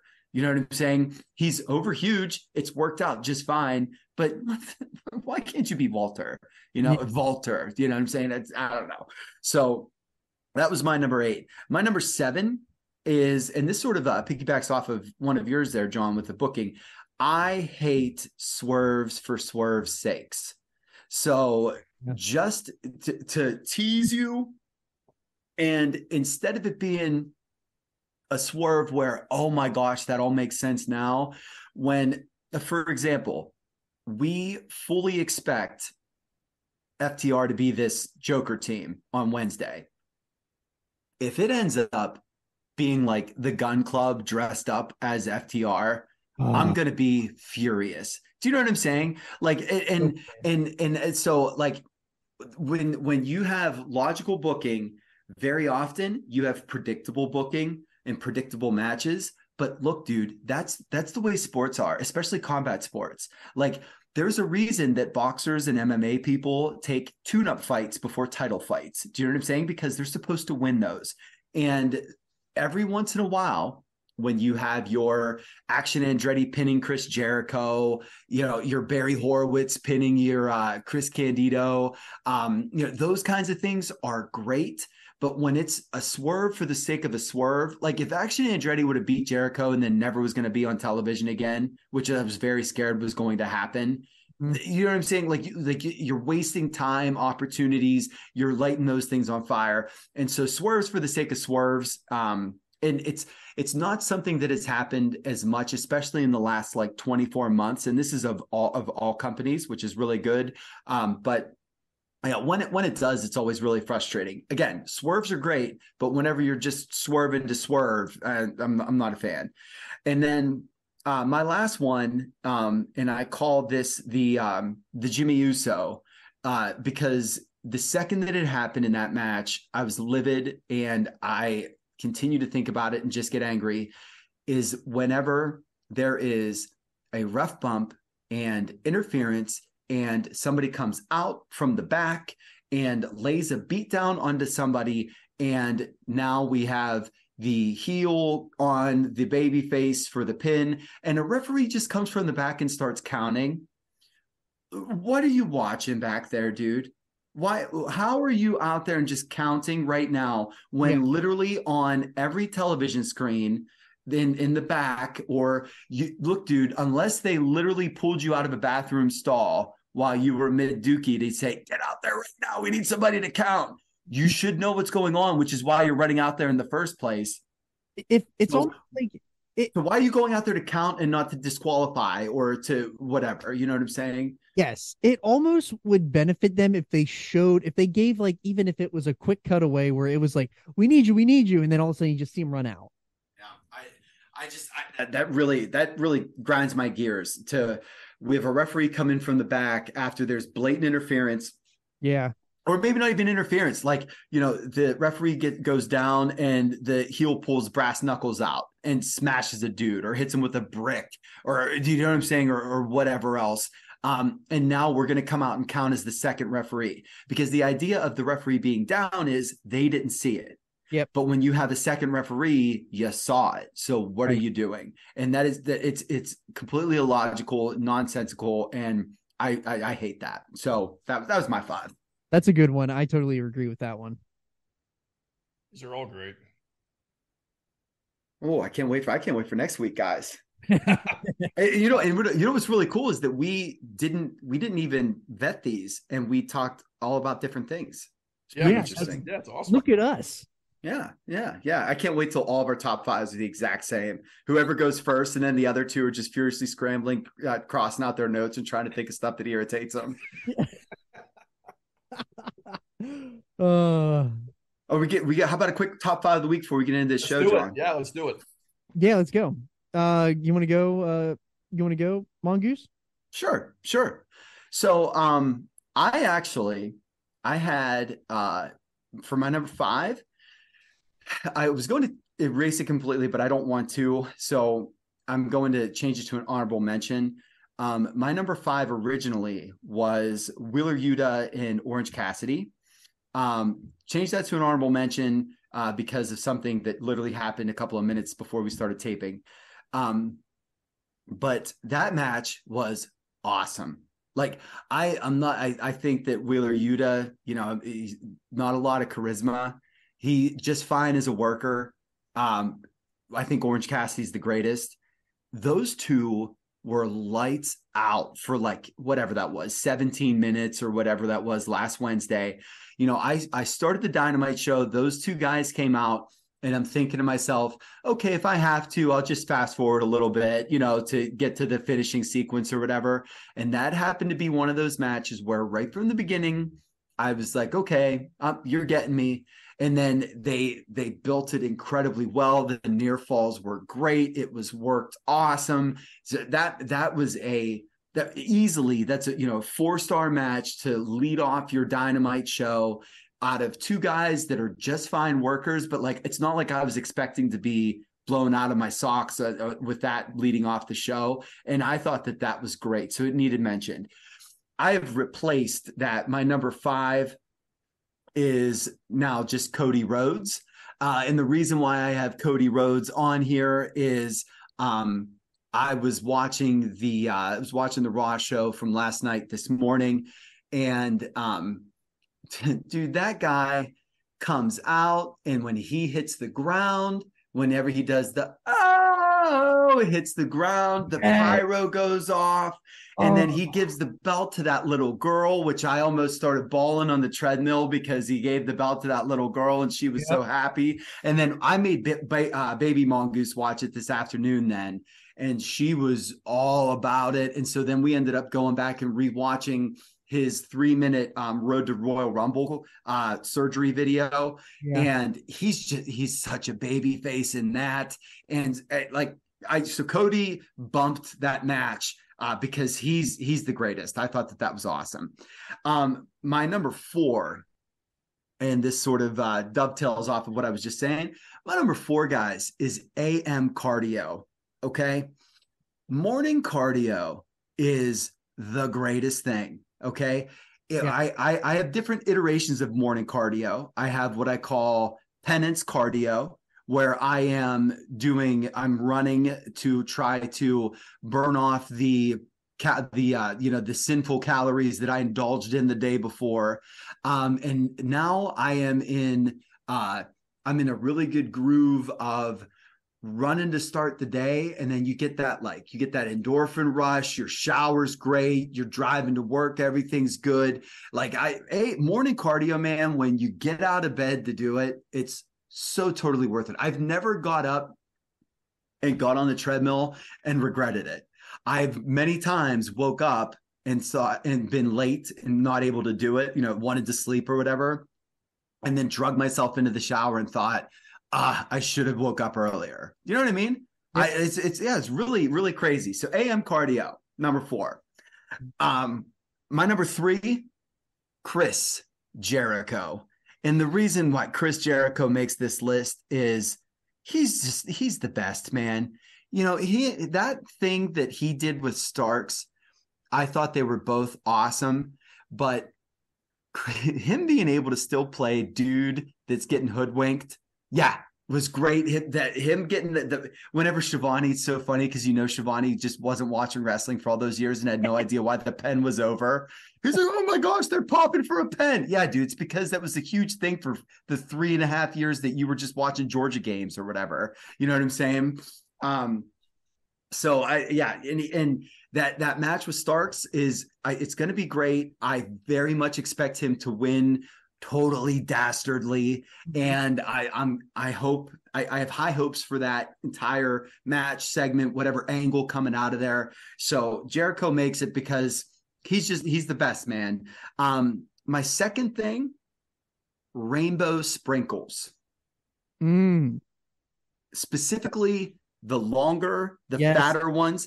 I don't want those little non-peril things, you know what I mean? Get those out. No, the soft, long rainbow sprinkles. Look, dude, ice cream, sugar cookies, cake, cupcakes. They enhance all of it. Yep. They make everything better. And so rainbow sprinkles are there, man. A baby mongoose. She was really good this weekend. And so for a treat, we hit a half gallon of Turkey Hill chocolate and vanilla split down the middle. And then she wanted some rainbow sprinkles to go with. And I'll tell you what, Daddy had a bowl or two.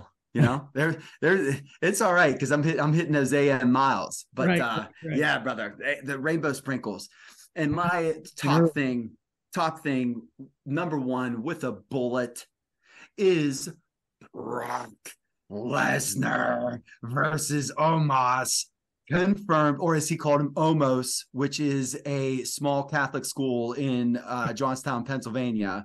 Our mother of sorrows, shout out. We used to scrimmage them all the time. We love you, Omos.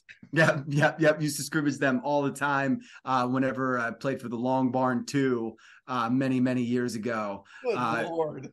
You know what I'm talking about there, right? Right, Andretti? You picking up what I'm putting down? I know all too much. Yep. So, and they would kick our heads in because we were like the little giants of basketball. Like we would just hope that Duker and people that actually knew how to play could take care of us. And then Omos is out there like legitimately running motion and plays and stuff like that. And we're legitimately like, I'm just trying to like box people out, even though the ball's being dribbled up the court. You know what I mean? Like I had no idea what I was doing.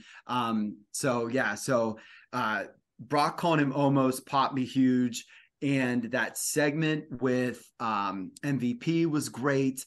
And the fact that he threw out the F5 and the fact that I know that Omos is going to have to get thrown around by a guy who's going to throw him around, whether he wants to get thrown around or not. I can't wait, dude. It's not going to be bad. It might not be good, but it's not going to be bad. And for me, it is going to be awesome. And so the fact that we have that confirmed, I am all in. So that's my top 5 of the week. Nice. Andretti, what's your top 5? I don't know if I can top that, but I'll do my best. So my number 5, like I said, man, I want to give credit where it's due. Paul White and Matt Menard on commentary during Dark and Elevation. Those guys are actually really good. Paul White pops me every week because he will say, "This is the best hour of wrestling of the week," and it's not accurate, but it pops me every time. So does he say it like he's in on the joke? No. He is, but he says it straight. But that's what I'm saying. So so he says it straight, but is the context of that how Taz will deadpans that. That's awesome. Yes. Yeah, I mean Matt Menard too, man. Matt Menard is doing a really good job on the commentary. I really like Fat Matt. Yeah, hopefully those guys will get pushed a little bit more now, with the tag team stuff. They're awesome. The next one I had Cassidy and Yuta on my list is number 4. Those guys came out of the gate 100 miles an hour. They had an unbelievable match. I mean, people don't realize how good of an athlete Orange Cassidy really is. I know that guy gets a lot of unjustified hatred thrown at him by, smart mark wrestling fans that are just, goofballs. But that dude is a hell of an athlete. I'm really digging the title run that he's on right now and acting like he doesn't care, but he still does. Wheeler Yuta, he's had his ups and downs on the Podski over the course of the past year, but that guy, him working heel, I think is smart. He's a much better heel where he can get out there and throw people and do dastardly stuff. I think he's just a lot better at it. So match was incredible. They've got a really good habit of coming out of the gate on Dynamite with something that is just fantastic right away. It's the best openers of any wrestling show I've ever seen in the history of wrestling. So I mean, hats off to those guys for that, because that match was unbelievable. That slow turn really quick. I'm glad you brought that up because I forgot to write that down. I don't want to even say slow turn. That was awesome how they worked Claudio in. I think that puts a fresh coat of paint on Wheeler and Claudio. And I thought that was really well done, man, to turn him into listen, I don't get down like this. To have Claudio come out and say, you're gonna be a rotten bastard, because that's what we are. We're rotten bastards. That was great. I'm really glad you brought that up. It's awesome. Great. It's great. Claudio's awesome in that role. Look, it's tough to be a babyface in 2023. We all know that, man. It's really hard to do that. But when you kind of skirt the line like Moxley does, that's why those guys are so great together. That's why the whole Combat Club is so great, because they're guys that do what it takes to win, and they're awesome in the ring, and they're not great people. So that's kind of why they're they're a great babyface unit of 2023. For what it is. But okay, so for my number 3, I had a match from last night from CMM from the Fantastica Mania New Japan CMLL match card from last night. Soberano Jr. versus Titan. Soberano Jr., man, he's probably my guy, I think, in CMLL at this point. I've been watching those shows now for probably about a month and a half. He's probably my guy. He does an unbelievable, like, twisting body press off the top rope that is just fantastic, man. And it's super fast. The guy's an unbelievable athlete. He's a little taller than some of the guys in CMLL, but great. He's great. He's really great. The guy he took on was Titan, and Titan actually is not a super tall guy. Man, Titan's great. Everything that guy did was excellent. He's great top rope submissions guy, much better with submissions than what I expected to be. They tore the house down in that main event last night on Fantastic Mania. That was the best match I'd seen on any of those shows yet. And again, I know I missed a couple shows because of the power outage and everything, and I'll go back and catch up with it. But I thought Soberano and Titan from last night, man, that match was fantastic. Fantastic Mania. Exactly. My number two, Mayor of Kingstown, man. Are you guys watching Mayor of Kingstown? No, I haven't watched it. I want to. It's on it's a long list of shows to watch. I haven't watched anything since Physical 100. So Jeremy Renner is the main guy, and it's so good, man. They do just an unbelievable job of kind of presenting the town as its own thing. It almost feels like it's its own planet that none of these people can escape from, right? It's like this inner city, really, really crazy environment that everybody's in. And it's always like raining. It's really dark all the time. Like the whole atmosphere of that show is so good. And the storyline is so good. But it kind of makes you almost feel like when I used to tell you guys about watching Lucha Underground. Like when you watch Lucha Underground, it kind of puts you into that environment, right? Where you're in the Aztec temple, and everything that happens in the Aztec temple is pertinent only to the Aztec temple, right? And that's kind of what Mayor of Kingstown feels like. Is once you're involved in that and immersed in that environment, they do such a good job of treating it like it's the only thing in the universe is the city. And they do a great job of that, man. That's the best TV. That's why Game of Thrones was such a huge thing. Is that for an hour you were in Westeros, man? Yeah, you know what I'm saying? Yeah, I totally understand what you're saying. That's cool. They do. It's cool too because there's always like sirens going off, and there's always cop cars in the background. It just feels so dangerous all the time. What an atmosphere! It's really great. That what that reminds me of is akin to the finale of Breaking Bad. Like that entire finale. Have you seen Breaking Bad? Yeah, I haven't seen it in a long time. But but you're familiar, right? Yeah. So spoiler alert to anybody that hasn't seen this show 12 years ago. But they that last episode, man, when it's the lights are going and the world's crashing in on Walter White. Like you're in this like heightened state of anxiety the entire time. Do you know what I mean? So when you say that like dangerous feel, I sort of pick up what you're getting at there. And that's sort of what that makes me think of right away. It was just like I remember being legitimately uncomfortable throughout that whole thing. Like, cause I don't know, you feel like you're there. That's awesome.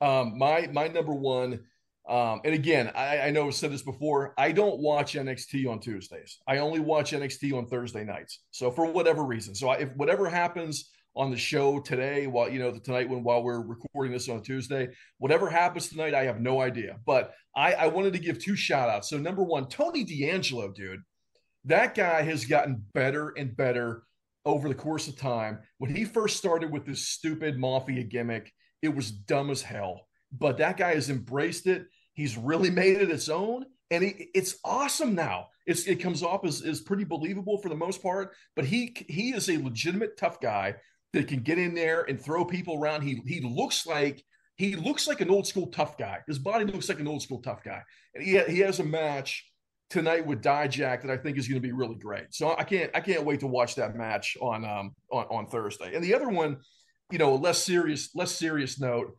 NXT shout out, Stevie Turner. This Stevie Turner gimmick, dude, it's so over the top. It's so dumb. And I can't stop loving every second of this. Last week, they had Vic Joseph ask her a question while she was doing her quote unquote stream, her live stream or whatever. And Vic Joseph asked her a question and she just shut him down right away. And they posted a graphic on the screen that said, "Stream has ended, check back soon." And I exploded. It was unbelievable. And she's pretty good to ring. She's pretty good. But the gimmick of her gimmick right now is that she's like telling stories about other people that are on the roster, and she's bad mouthing people, and she's saying like negative things about some of the other women on the roster. And I actually think it's pretty cool and pretty funny. But the whole like live streaming gimmick that she has, where she's like a almost like a podcaster or a social media person, whatever it is, it's really, really stupid, but it's also very funny. So I'm digging that. Was she the girl that was filming the fight, quote unquote, air quotes, that broke out at the Performance Center? Was that her? Maybe. I don't know. Do you know what I'm talking about? It was like that social media angle that they filmed a couple of weeks ago. With Nikita Lyons getting hurt in the parking lot? No, this was in the Performance Center, and they showed like and I don't know who the guys were, but it was a chick that was filming. Yeah. And I might just be like implanting the false memory, but now I have her being the blonde girl there saying like, "Oh, here we are. This is awesome." No, and who was that? That was somebody else. I can't remember who it was though. Okay, so you know the angle thing I know I'm talking about. Okay. That was the Grayson Waller thing where he went in there and started yelling at people. Gotcha. Okay, Fake, you're up. All right, my top 5. At number 5, I have, to piggyback on what Mongoose said, I'm putting over basement gyms. Chase and we moved our gym from the garage to the basement, and the workouts have gotten insanely better because I'm not freezing my ass off and trying to grab that frozen bar with that like fresh knurling on there. Oh, the workouts. Yeah, listen, Andretti, I will be able to. I could probably get us a 20-minute match if we have to when we're out there for WrestleMania week. If something happens and we got to get in the ring, you get in there and you need some help, you can give me the hot tag and I can carry us the rest of the way. Let's just say that. I only work singles matches now, man. My tag team days are over. Going for the gold. My number 4, the Razor Ramon Ultimate Edition. I got that on Friday. That thing is insane. It is such a good figure. I got the regular one that resembles the Hasbro. I had the Defining Moments one, and the Defining Moments basically remake was the Chase. I didn't get that one. I just really liked the yellow vest and the red trunks. Very, very well done.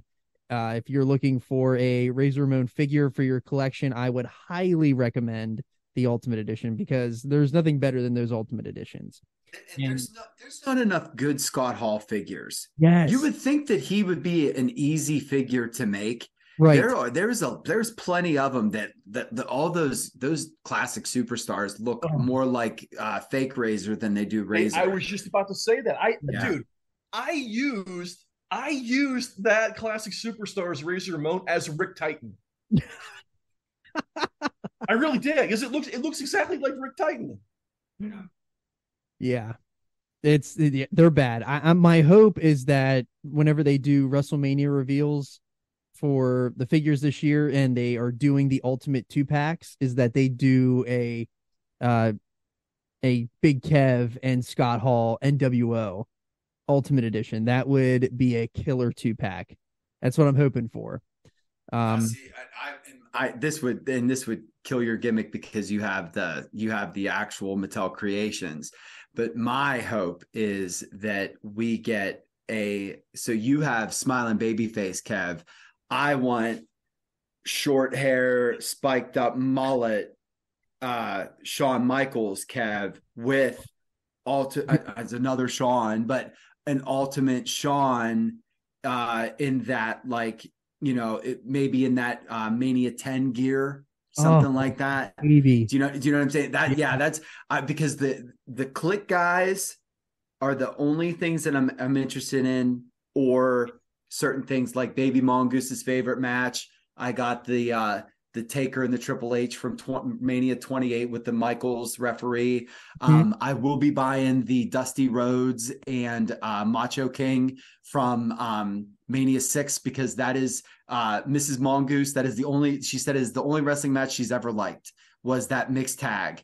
And so because of that, I need those two figures.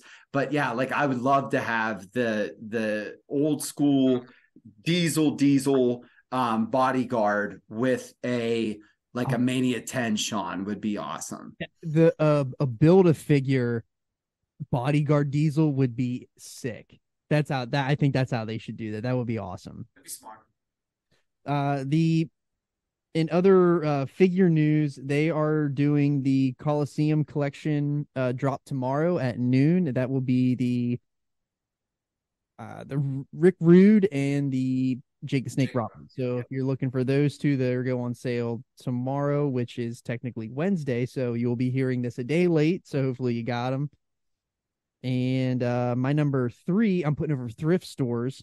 The missus and I have been hitting up some just for fun to see what we can find. I picked up Andretti a WCW NASCAR matchbox, so he's gonna get that when we get out there to WrestleMania. And number 2, I have God's Chillin', because we are big lovers of God's Chillin' stash pages and all them. If you don't know who they are, they basically do their own clothing, merch drops for certain different gimmick types. So I believe this week on Friday, God's Chillin' is doing a WrestleMania 14 drop, and it's going to be a big one apparently. So excited to see what he does for that. And number 1 is The Mandalorian will be airing tonight at midnight. So if you're a Mandalorian season 3, that is dropping tonight, and I'm super excited to watch that tomorrow. I've only ever seen clips of Baby Yoda. I've watched 25 minutes of Baby Yoda being cute, because that's all my kid ever wants to see. So I've never seen The Mandalorian. I've seen a whole bunch of Grogu eating frogs or whatever. Whenever he ate all those eggs, he got in trouble for eating all those eggs. I thought that was awesome. Yeah, that's all. It's literally all I've ever seen. Such a great show. I can't wait to get that WCW NASCAR. I'm building a hell of a collection here with these WCW NASCARs. Yeah, I know that. I got that one. And I got the Scotty Riggs one for $4 in Long Island when we were up there. I know that I have an NWO one upstairs in the attic with my cars. I know I have. Awesome. It's a Wolfpack one. I'm like dead certain it's a Wolfpack one. I'll have to find it. You're doing yourself a disservice if you have cars in the attic. You need a cars display. I know. Well, for the listeners, I have an entire room. The whole man cave is all figures, and I just don't have room for any other displays. But I do have a ton of the NASCAR cars. You can find creative. You can buy it. You can get a thrift store shelving unit, and just.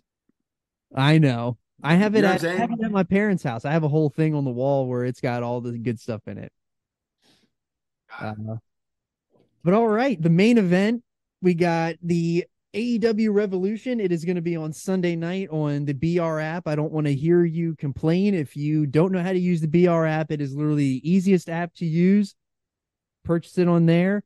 Get an Apple TV. It literally works every single time except for the last time whenever Mongoose and I watched it and we tried to pause it and talk, and then we ended up watching literally an hour, maybe 20 minutes of the show because we were just talking the whole time. Yeah, what had happened was, and it wasn't, we mother F the app up and down, but it was our fault because we stopped it and then we tried to jump back into the show like an hour and 45 minutes later.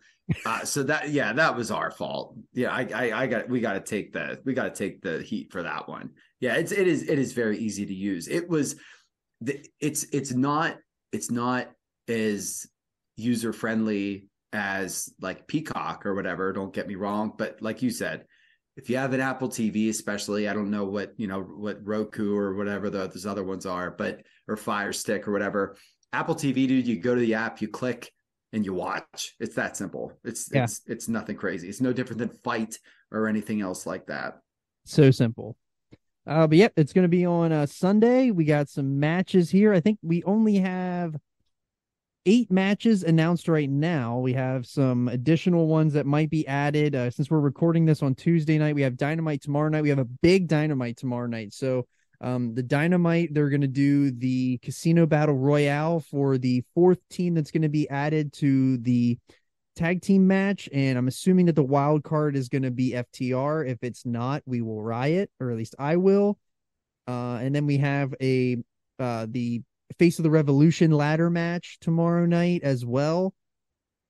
That is interesting that they're keeping that off the show. I like that they're keeping the matches low because we do have that hour-long Iron Man. So it's interesting that we don't have a Jade match. We don't have an Orange match as of right now. So there's some interesting things that could play out here in the next couple of days, or they could add them to Rampage. I would assume that, to be honest, I would assume that Orange and Jade are pre-show matches.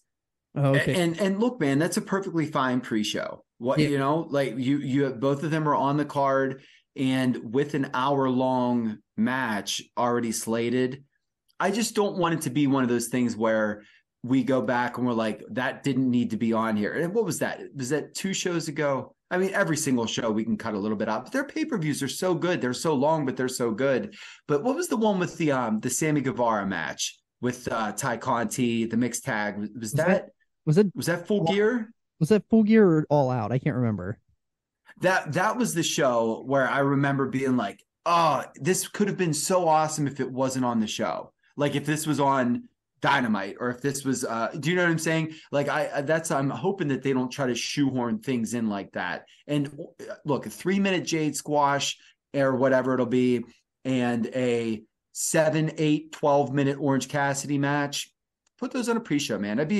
That's a great buy-in thing to get people to get talked into the show. Yeah.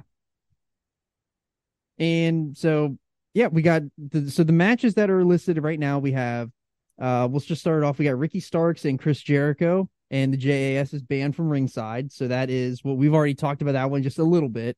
Any thoughts on that match other than that we think that Jericho is going to be awesome in this match? Really, I'm really high on Jericho. So it's going to be some dude. The way that they did Nobody Outsmarts the Ocho. Mm-hmm. Starks thinks he outsmarted him. Jericho is going to have somebody's going to come that's not in the JAS, or a new member is going to come.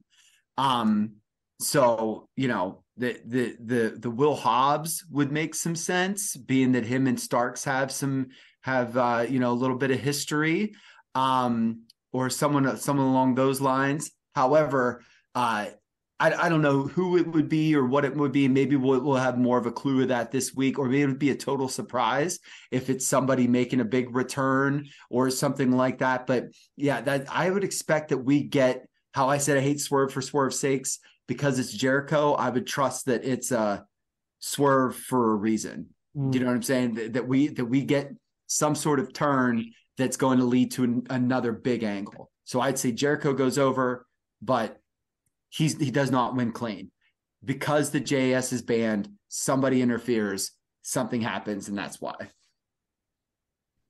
Yeah, no, I agree. I think that somebody is going to come out. I don't know, because Ricky already got the win the first time. So, and they're typically don't really do 50-50 booking, but if we are 50-50 booking, then Jericho would get the win. But the way that they've played that all out, it makes me feel like that's what they're going to do. They're going to do someone's going to turn or something like that. And I think that Alvarez or Sempervive, they had mentioned that Will Hobbs would be a great candidate, because he's kind of a floating awesome man right now, which would be awesome.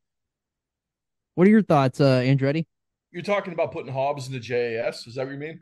No, but because the JS is banned, that Jericho would basically hire him as a hired gun. Okay. Because he's from Oakland, the Bay Area or whatever, and that show's in the Bay Area, and so I would expect that he wins that ladder match on Wednesday for that reason. We've been seeing those Book of Hobbs things for how long, and those have been great segments. Yeah. And he is a killer. Yes. And so I think that would be a great way to, and I don't want him to be in the JAS because they already have their muscle in Hager. Yes. I would like him to be a hired gun. It's sort of what he did with whenever he brought in Cobb. Was it him that brought in Cobb? Yeah. I was gonna say it was so like that. That's what I'd like. Yeah, that would be really good. Prediction, who you got there? I'll take Starks. I'll take Starks. I'll say no shenanigans. Starks beats. If it's no shenanigans, I guarantee Starks beats him. I think that the shenanigans, and I think that they do it. I trust Jericho to get Starks over with shenanigans. Do you know what I mean? Like to not bury him. That I'm going to get this guy over, and I'm going to get myself over, and I'm going to create a new storyline because I'm the wizard. Yeah, totally agree.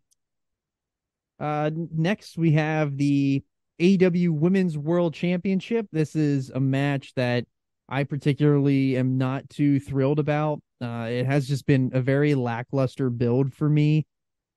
And it kind of really,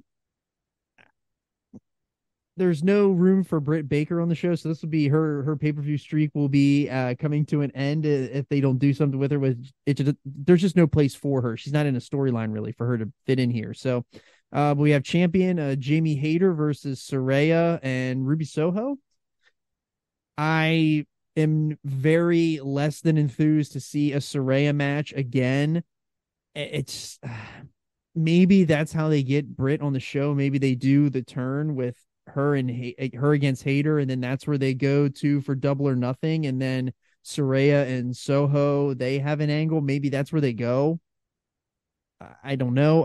I think that kind of makes sense. I just booked that on the fly there. I think that kind of makes sense for the future, but I'm for Hayter retaining. I just really don't want to see Saraya as champion. She just has not brought anything to the table that's warranted her to get this achievement of being a champion. Yeah, I don't know, man. It's not been good. I love Jamie Hayter. You brought me around on that one. And we've talked ad nauseum about Saraya and how much of a dud this has been so far. But if I had to place my bet is going to be that Saraya ends up with that belt, and then it's going to be Saraya and Britt Baker at the next show. And putting that belt on Saraya is having a baby to save the marriage. Do you know what I'm saying? It's making a big move that doesn't need to be made, that probably isn't going to work out. Oh, it's not going to work out. And I think it's desperate, and I hope not. That it should be Jamie Hayter, and if it's not Jamie Hayter, then it should be Ruby Soho. And the reason why is Saraya doesn't need the belt, man. She doesn't.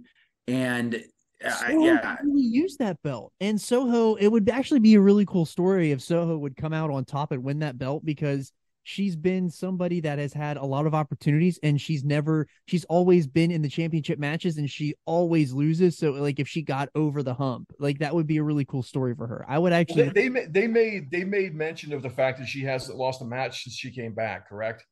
I think so. Yeah, they have mentioned that several times. So maybe they are going to go that way. I don't know. Maybe they do. If I'm going to pick, that'll be my pick. I'll pick Ruby. I'll pick Ruby. And I do really like your idea of maybe Ruby even gets it, because Britt, we had all that dissension teased with Britt and Hayter. Now they're buddy. Maybe it's something where Britt doesn't necessarily outwardly slap her in the face, but maybe Britt doesn't help. Do you know what I'm saying? Like maybe she's there and something happened and she doesn't. And so that's what can then rekindle that or whatever. And then they can do the blood feud with Hayter and Britt, and then you can do Saraya or whatever with Ruby as champion. And because I think Ruby's got something, she's got something for that division. I like Ruby. It just feels like she always gets a build and then they just kill her dead at the pay-per-view. She gets the Bray Wyatt effect at a pay-per-view. She's always losing at a pay-per-view. Which sucks. I don't have a feeling that things are on the verge of changing, so I'm going to probably go with a lot of predictable picks. Yeah, I agree. I don't think that there's much outside of the box that they can do that's going to be different, really. I mean, I feel like there's no really bold choices that you can really make on the card, personally. Um, all right, and then next we have the TNT Championship, which I outwardly said 2 weeks ago I had no idea who the TNT champion was, and it's Samoa Joe versus Wardlow. And if we're doing this right, Wardlow wins, I would assume. And let's not kill him dead this time when he gets the belt. Let's see him on TV. Like, I don't know. I feel like this is a feud that's been going on way too long, and it hasn't been that great. And I do like Samoa Joe, but just something's not clicking right now. I'm excited for what he might do in ROH since he's the TV champion, but it's crazy that I know he's the TV champion, not the TNT champion. So, yeah. And here's the thing, man, is that Wardlow was as hot as he ever could have been in Las Vegas, and then cooled immediately off. This guy got his hair cut because he had hair like his dad, who got sick and passed away when he was young. If he doesn't beat Samoa Joe, then I don't know, man. Then shave his beard and call him Elijah or whatever, and have him play the guitar with Elias and Shamias or whatever their names are on the other show. You know what I'm saying? Like because once they brought the thing with his dad in, you're showing the pictures of him sitting on his dad's lap, like, buddy, I'm gonna be irritated if he doesn't win this match. I seriously am. And then if Hobbs wins the Face of the Revolution, you can get the belt off of Wardlow, man. You know, you can give him his big win, and then if you lose to Hobbs, ain't no harm in that. And then just let Wardlow do something else. Yeah. I wouldn't even hate it if Wardlow would graduate from this TNT championship to the world title. And that's what I'm saying. Yeah. Like you could crown Hobbs and let him do something else. Yeah. I'm with you. Agreed. Andretti, what do you got for this match? I'm assuming Wardlow's going to win this, but I agree that we've got to move on here at some point and get the MJF Wardlow match pretty soon here after Wardlow destroyed him not too long ago, which they haven't even mentioned in a long time. So totally forgot. I don't know. I mean, I hope Wardlow wins the belt. I don't know if I care at all about this match other than just I'm gonna watch it. So I guess I'm invested, but I don't really feel anything either way about it. It has to be under 10 minutes. We need 7 minute big meaty men, Lesnar style car crash match, and I think it'll be awesome. I really do. That's what I like. I'd like one of those big meaty men sprint matches, and then you have Wardlow with his hand raised at the end. I think that's the way it should be. Yeah, hopefully they go that way. I would like that a lot. And I think the only reason that I do care about this match is because of the videos with him and his dad and the hair cutting. Like, this would be a nothing happening match if they wouldn't have added the personal stakes. Yeah, and I'm glad that they did. That actually was really good for the build here. Yes, very good. Moving on, we got the Texas Death Match between Moxley and Hangman, which we talked a lot about Hangman earlier. That segued us into everything we hate about AEW. I'm not much of a death match guy, as I mentioned earlier. I will be excited for this one just because Moxley is the absolute king of the death matches. If you're gonna watch one, it's got to be with Moxley in it. So this one will absolutely be this. It's just gonna be a car crash, and it's gonna be a train wreck. It's gonna be all of those adjectives. It's gonna be awesome. So I'm here for this one. Excited to see where they do. I mean, I'm assuming that Moxley will win. Maybe Hangman gets the win here. Maybe I don't know. That would be an interesting little story to see how they segue, but excited for that one. I'm sorry. I think anybody can win, which is really good here. And we had a lot to say about Hangman obviously before, but this feud has been very well built. This is the best feud on this entire card. And I really do like how they pivoted from Hangman getting knocked out, and they turned it into a story in a way that wasn't completely like distasteful. Do you know what I'm saying? Like they made it work. I really liked all of their matches leading up to this. I thought the fact that you had a Moxley roll up, and that last match that they had was awesome. And the fact that you had a Moxley roll up, I thought was the perfect segue to this. And look, man, for as much as we could say that Hangman isn't oozing machismo and charisma, Razor Ramon call back there, the dude can work, and this match is going to be great. I think my favorite quote unquote match in this show is going to be the Elite versus the House of Black.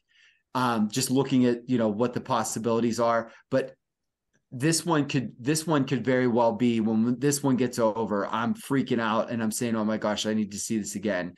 The Texas Death Match is not the light tubes, thumbtacks, lights out match. Do you know what I'm saying? Right. The Texas Death Match is going to be fists, blood, count to 10 after the fall or whatever, every time. So I think that these guys will work this really good. Dude, I saw John Moxley have a great Texas Death Match with Lance Archer. So I know that he's going to have a great Texas Death Match with Hangman. I think this is going to be great. And if I had to pick, it's a total coin flip. So I'm going to go, I'll go Hangman. And the reason I'll say Hangman is he would probably have the most to gain from this. Moxley's a made man. Yeah. So maybe we could do something with Hangman then. So I'd pick him for that reason, but I don't know who's going to win, and that's why I'm really excited for this one. Yeah, I don't think there's any question that Hangman's going to win this match, and that Moxley is then going to offer the handshake and say, earn my respect. And then we're going to get MJF and Hangman. It is interesting. I didn't even think, and I'm such a mark for those tropes. When we get into favorite things about wrestling, one of them is literally going to be like the handshake trope. Dude, I love that stuff, man. I have forever, always will. And I didn't even think about that. Like I said, I have got no reason to believe that things are going to get better in the short term. So I'm going with predictable things that are going to happen with my picks this time. I don't have much faith in this show. I hate to say that. Yeah, and the bad thing about it though is you, like and then you can say that. I completely they've got my trust on pay-per-view. Week to week, they've lost my trust week to week, and that stories are going to make sense in the end and everything else. But you can bet that, I mean, it's automatic almost that their four pay-per-views are going to be great. And so I do think that this will be awesome. They've never had a bad pay-per-view.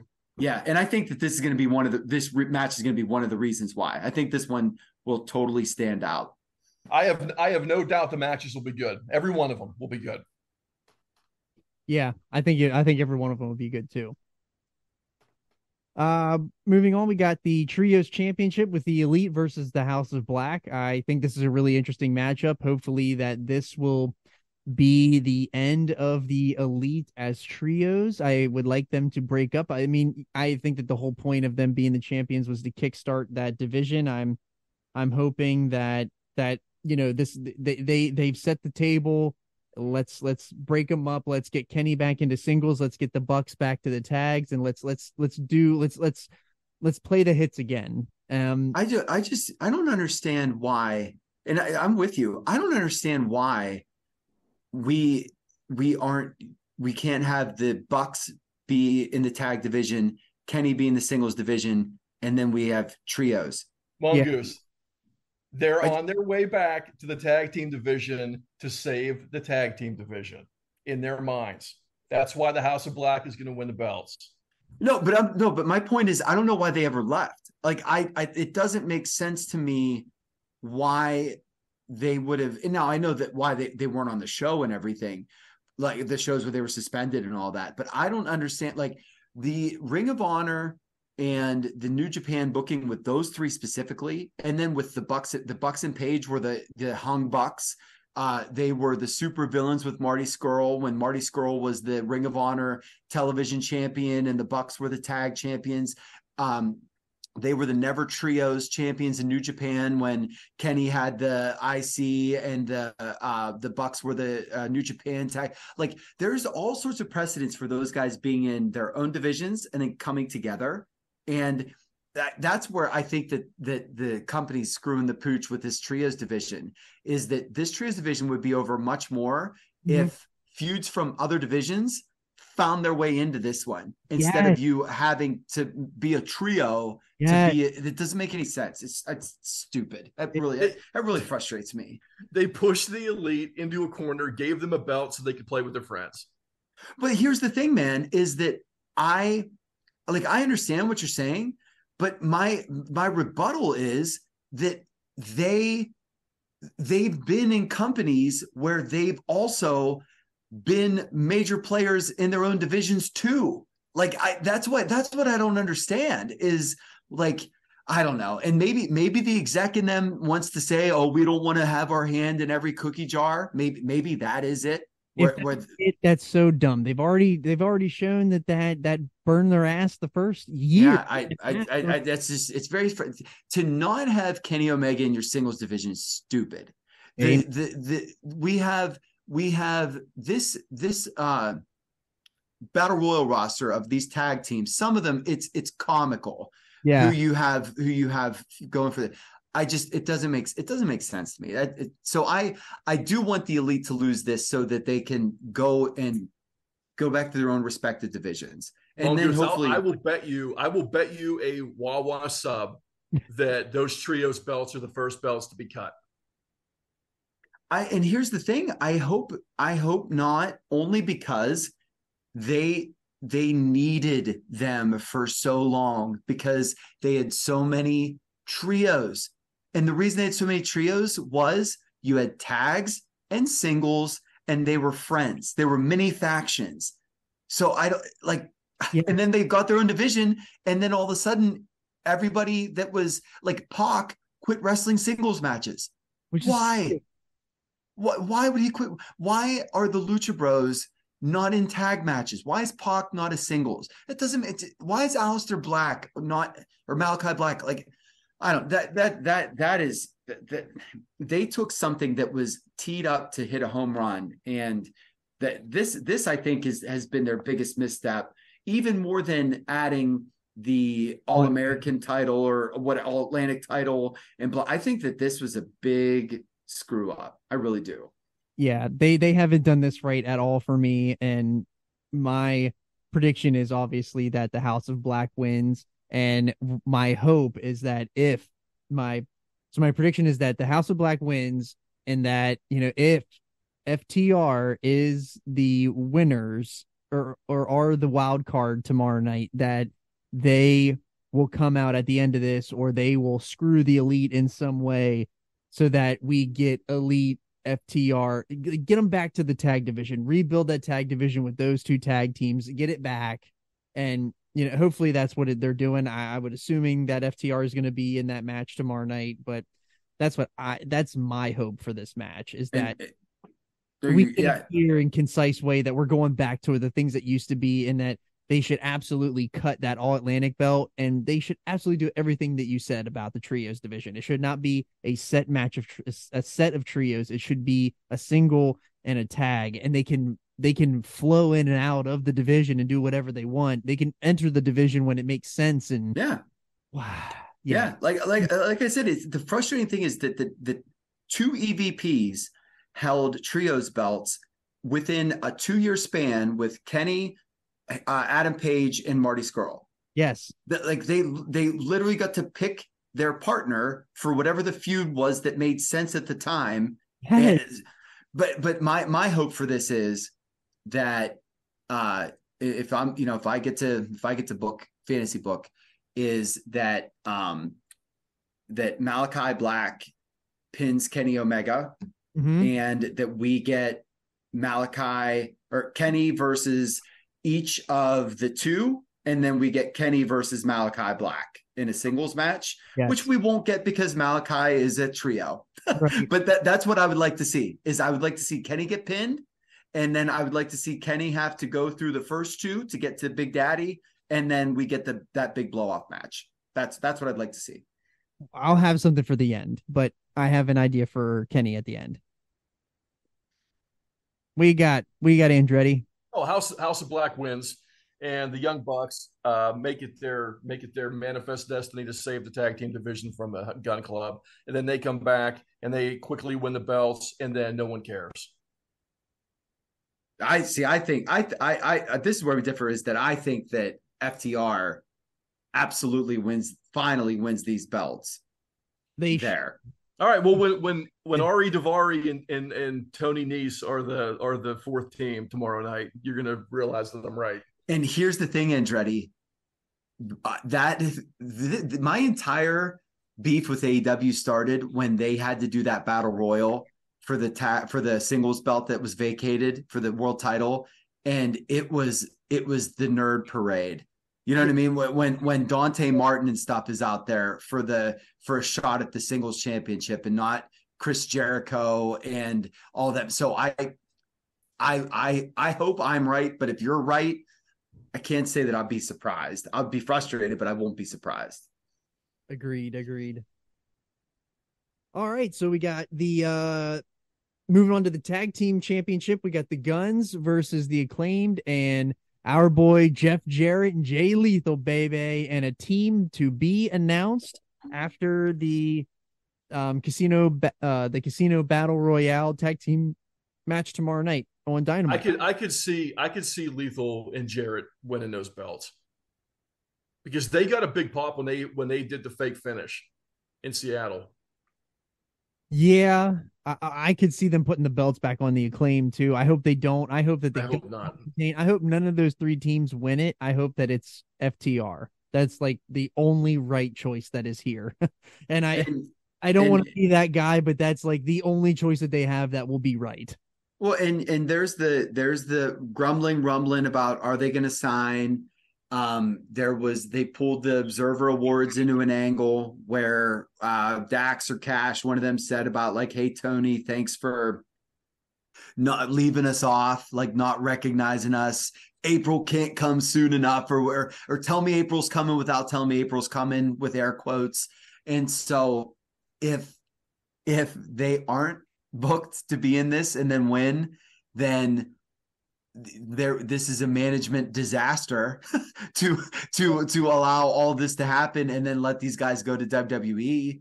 Like, I sincerely hope that there is a handshake thing that says, hey, we'll re-up for, and it doesn't need to be 3 years. It could be 6 months. It could be, 12 months. It could be whatever. But I would really like to see the FTR's never won the AEW tag championships. Yeah, they did. So what's Yes, that? They did. Excuse me. It's my fault. They had him in the for that first Bucks match.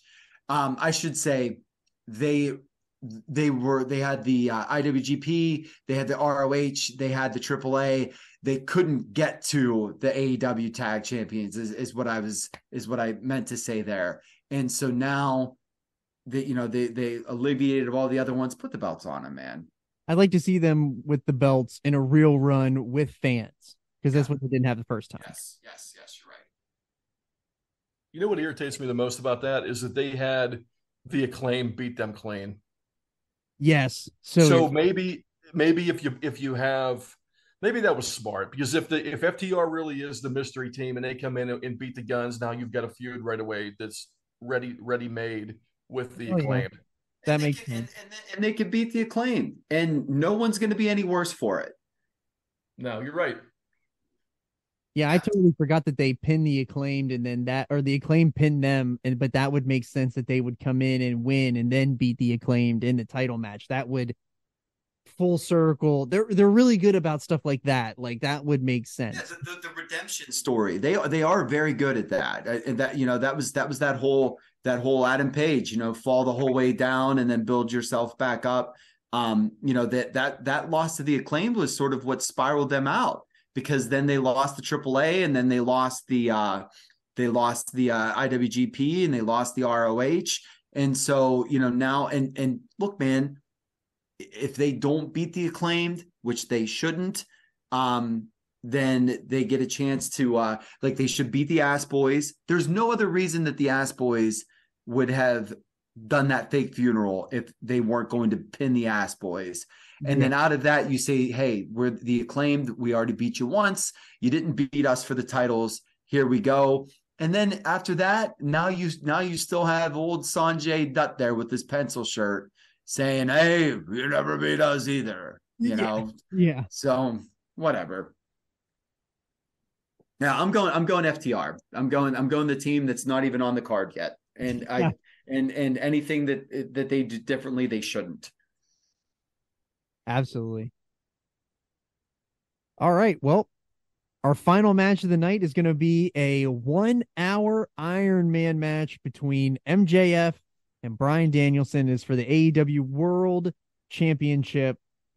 I am excited for this. They haven't done an hour-long Iron Man in a long time.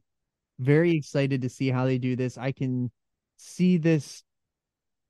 I don't think that it's going to go the route of like the Angle Lesnar one did, where it was a lot of falls. I think they're going to keep it small. Like it could be a Brett and Shawn type of Iron Man match. I'll be furious. I don't want to see that. If they don't get a single fall. Yeah, I do not want to see that. Or like if they got to fall like right at the end. So what I hope that we see is something similar to the Pac and Kenny, where Pac went off and hit Kenny with the chair and whatnot and took DQs on purpose to hurt Kenny. Bryan Danielson's shoulders hurt. MJF should seriously take 4 DQs in the first 15 minutes and just do everything rotten, dirty, dastardly, go down like 4-0 and then pin him 4 times or 3 times or 4 times. Like if you give MJF 2 or 3 or 4 DQs because he keeps hitting him with a chair with his shoulder on the steps or something, and then just lay him down, step on him, do the Jericho flex or whatever, and then count to 3, let him wave at everybody, step on him again, count to 3, and then even it back out that way. I think that's a really good, like that's your first 15 or 20 minutes. And now you got Bryan Danielson 20 minutes of selling. And then you go your last 20 in this arc is your back and forth, comeback, trade falls, big spots. And then I think you finish it with MJF is up by 1. And again, it's a trope, but I'm here for it. MJF's up by 1. He's in the label lock. His hand is here. His hand is here. His hand is here. And the bell rings. That if I was, and look, man, I fully trust that Danielson will lay out an incredible match and that it's going to be very well worked. I hope that I do hope that we have at least 8 total falls. That's my golden number. I'd love to see 8. Don't want to see less than 5. I really like that idea of having 8 or more. I like that idea. I was hoping that we weren't good. I was not sure which way they were going to go. But I was hoping that they weren't going to go that Shawn Brett style, because it's just, I don't want to see that. Like Shawn's my favorite of all time. Brett is one of my favorite to watch ever. And that match it's good. It's not in my top 10 in either of those two's matches. Do you know what I'm saying? And it's them two against each other main eventing WrestleMania. And the reason I think that I like the big falls is I do want cheap falls to get big time heat on MJF there should be a reason that we've been doing this shoulder stuff, right? Yeah. So take some DQs. He's a dirty, rotten scoundrel. So take some DQs and then just literally do the pin him with one finger, pin him standing on him, pin him while you're doing the Rick Rude hips or whatever. Like, you know what I mean? Like I would love to see that, and then really get into the match at 3-3 or 4-3 or whatever. What do you think, Andretti? Well, there's been, people, whether it's justified or not, kind of asking the question about whether or not MJF is good in the ring as he is on the mic, right? Danielson is incredible at both. Danielson will probably try to get MJF over big time as a credible in-ring worker with what he's going to lay out. MJF will win the match, and we'll get Hangman and MJF. Yeah, I think that MJF's going to win. I'm thinking about some type of post-match shenanigans where we see the next layout of who the next challenger is. I think Danielson is going to really put him over.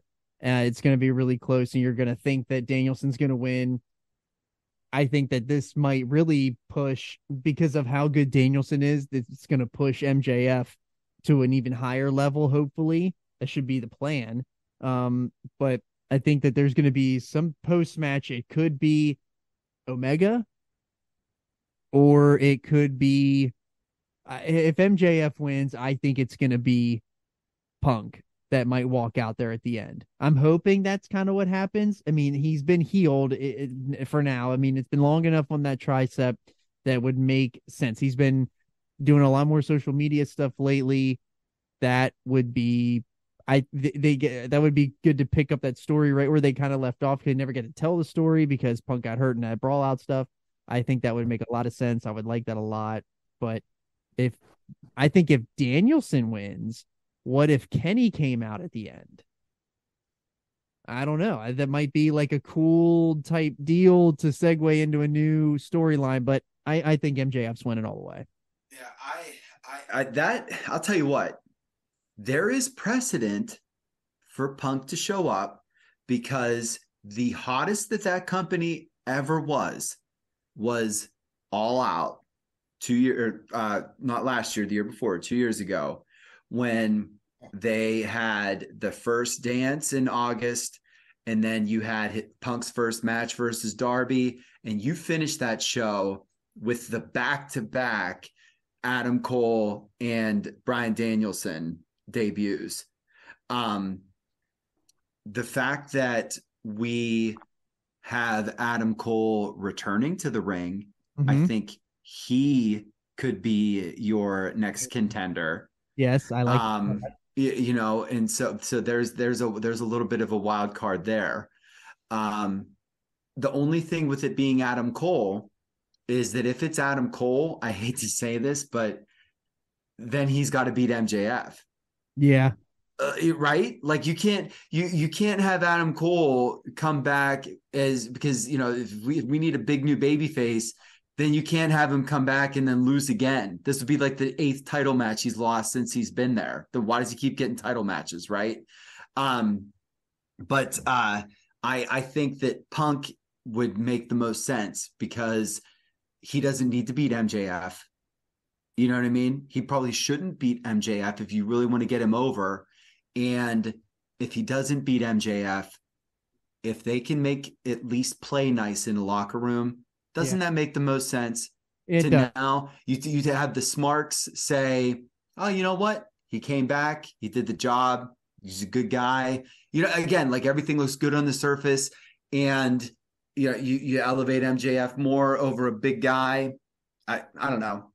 The only thing with Punk is that you couldn't put the belt back on him, right? Because no, I don't. Because just because you can't, third time wouldn't be a charm there.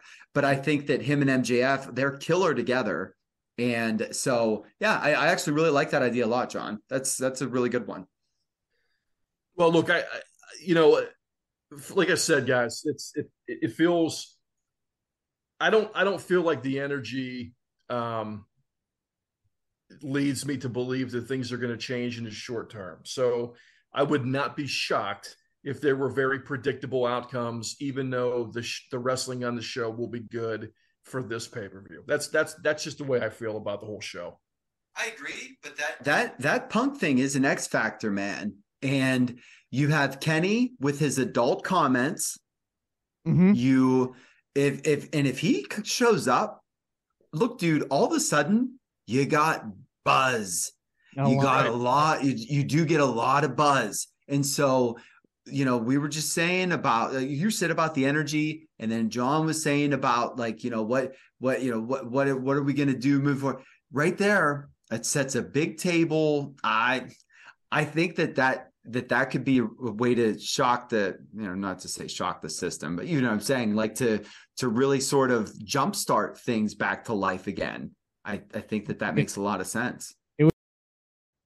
Yeah. All right. Well, that is the AEW Revolution show. Very excited for that show. Super excited to see what they do. Hopefully they get the CM Punk deal at the end. I think that's the buzz that they need and that they're looking for. So, but yeah, check us out on socials at _Podski on Twitter, _Podski on Instagram, Facebook at the Podski with John Baker. If you ever have any trouble looking for links, the links are in the bio. Just want to get that out there. If you're ever on any of our socials and you're not sure where to get your shows or how to listen to us, the links are in the bio. It's really easy to follow.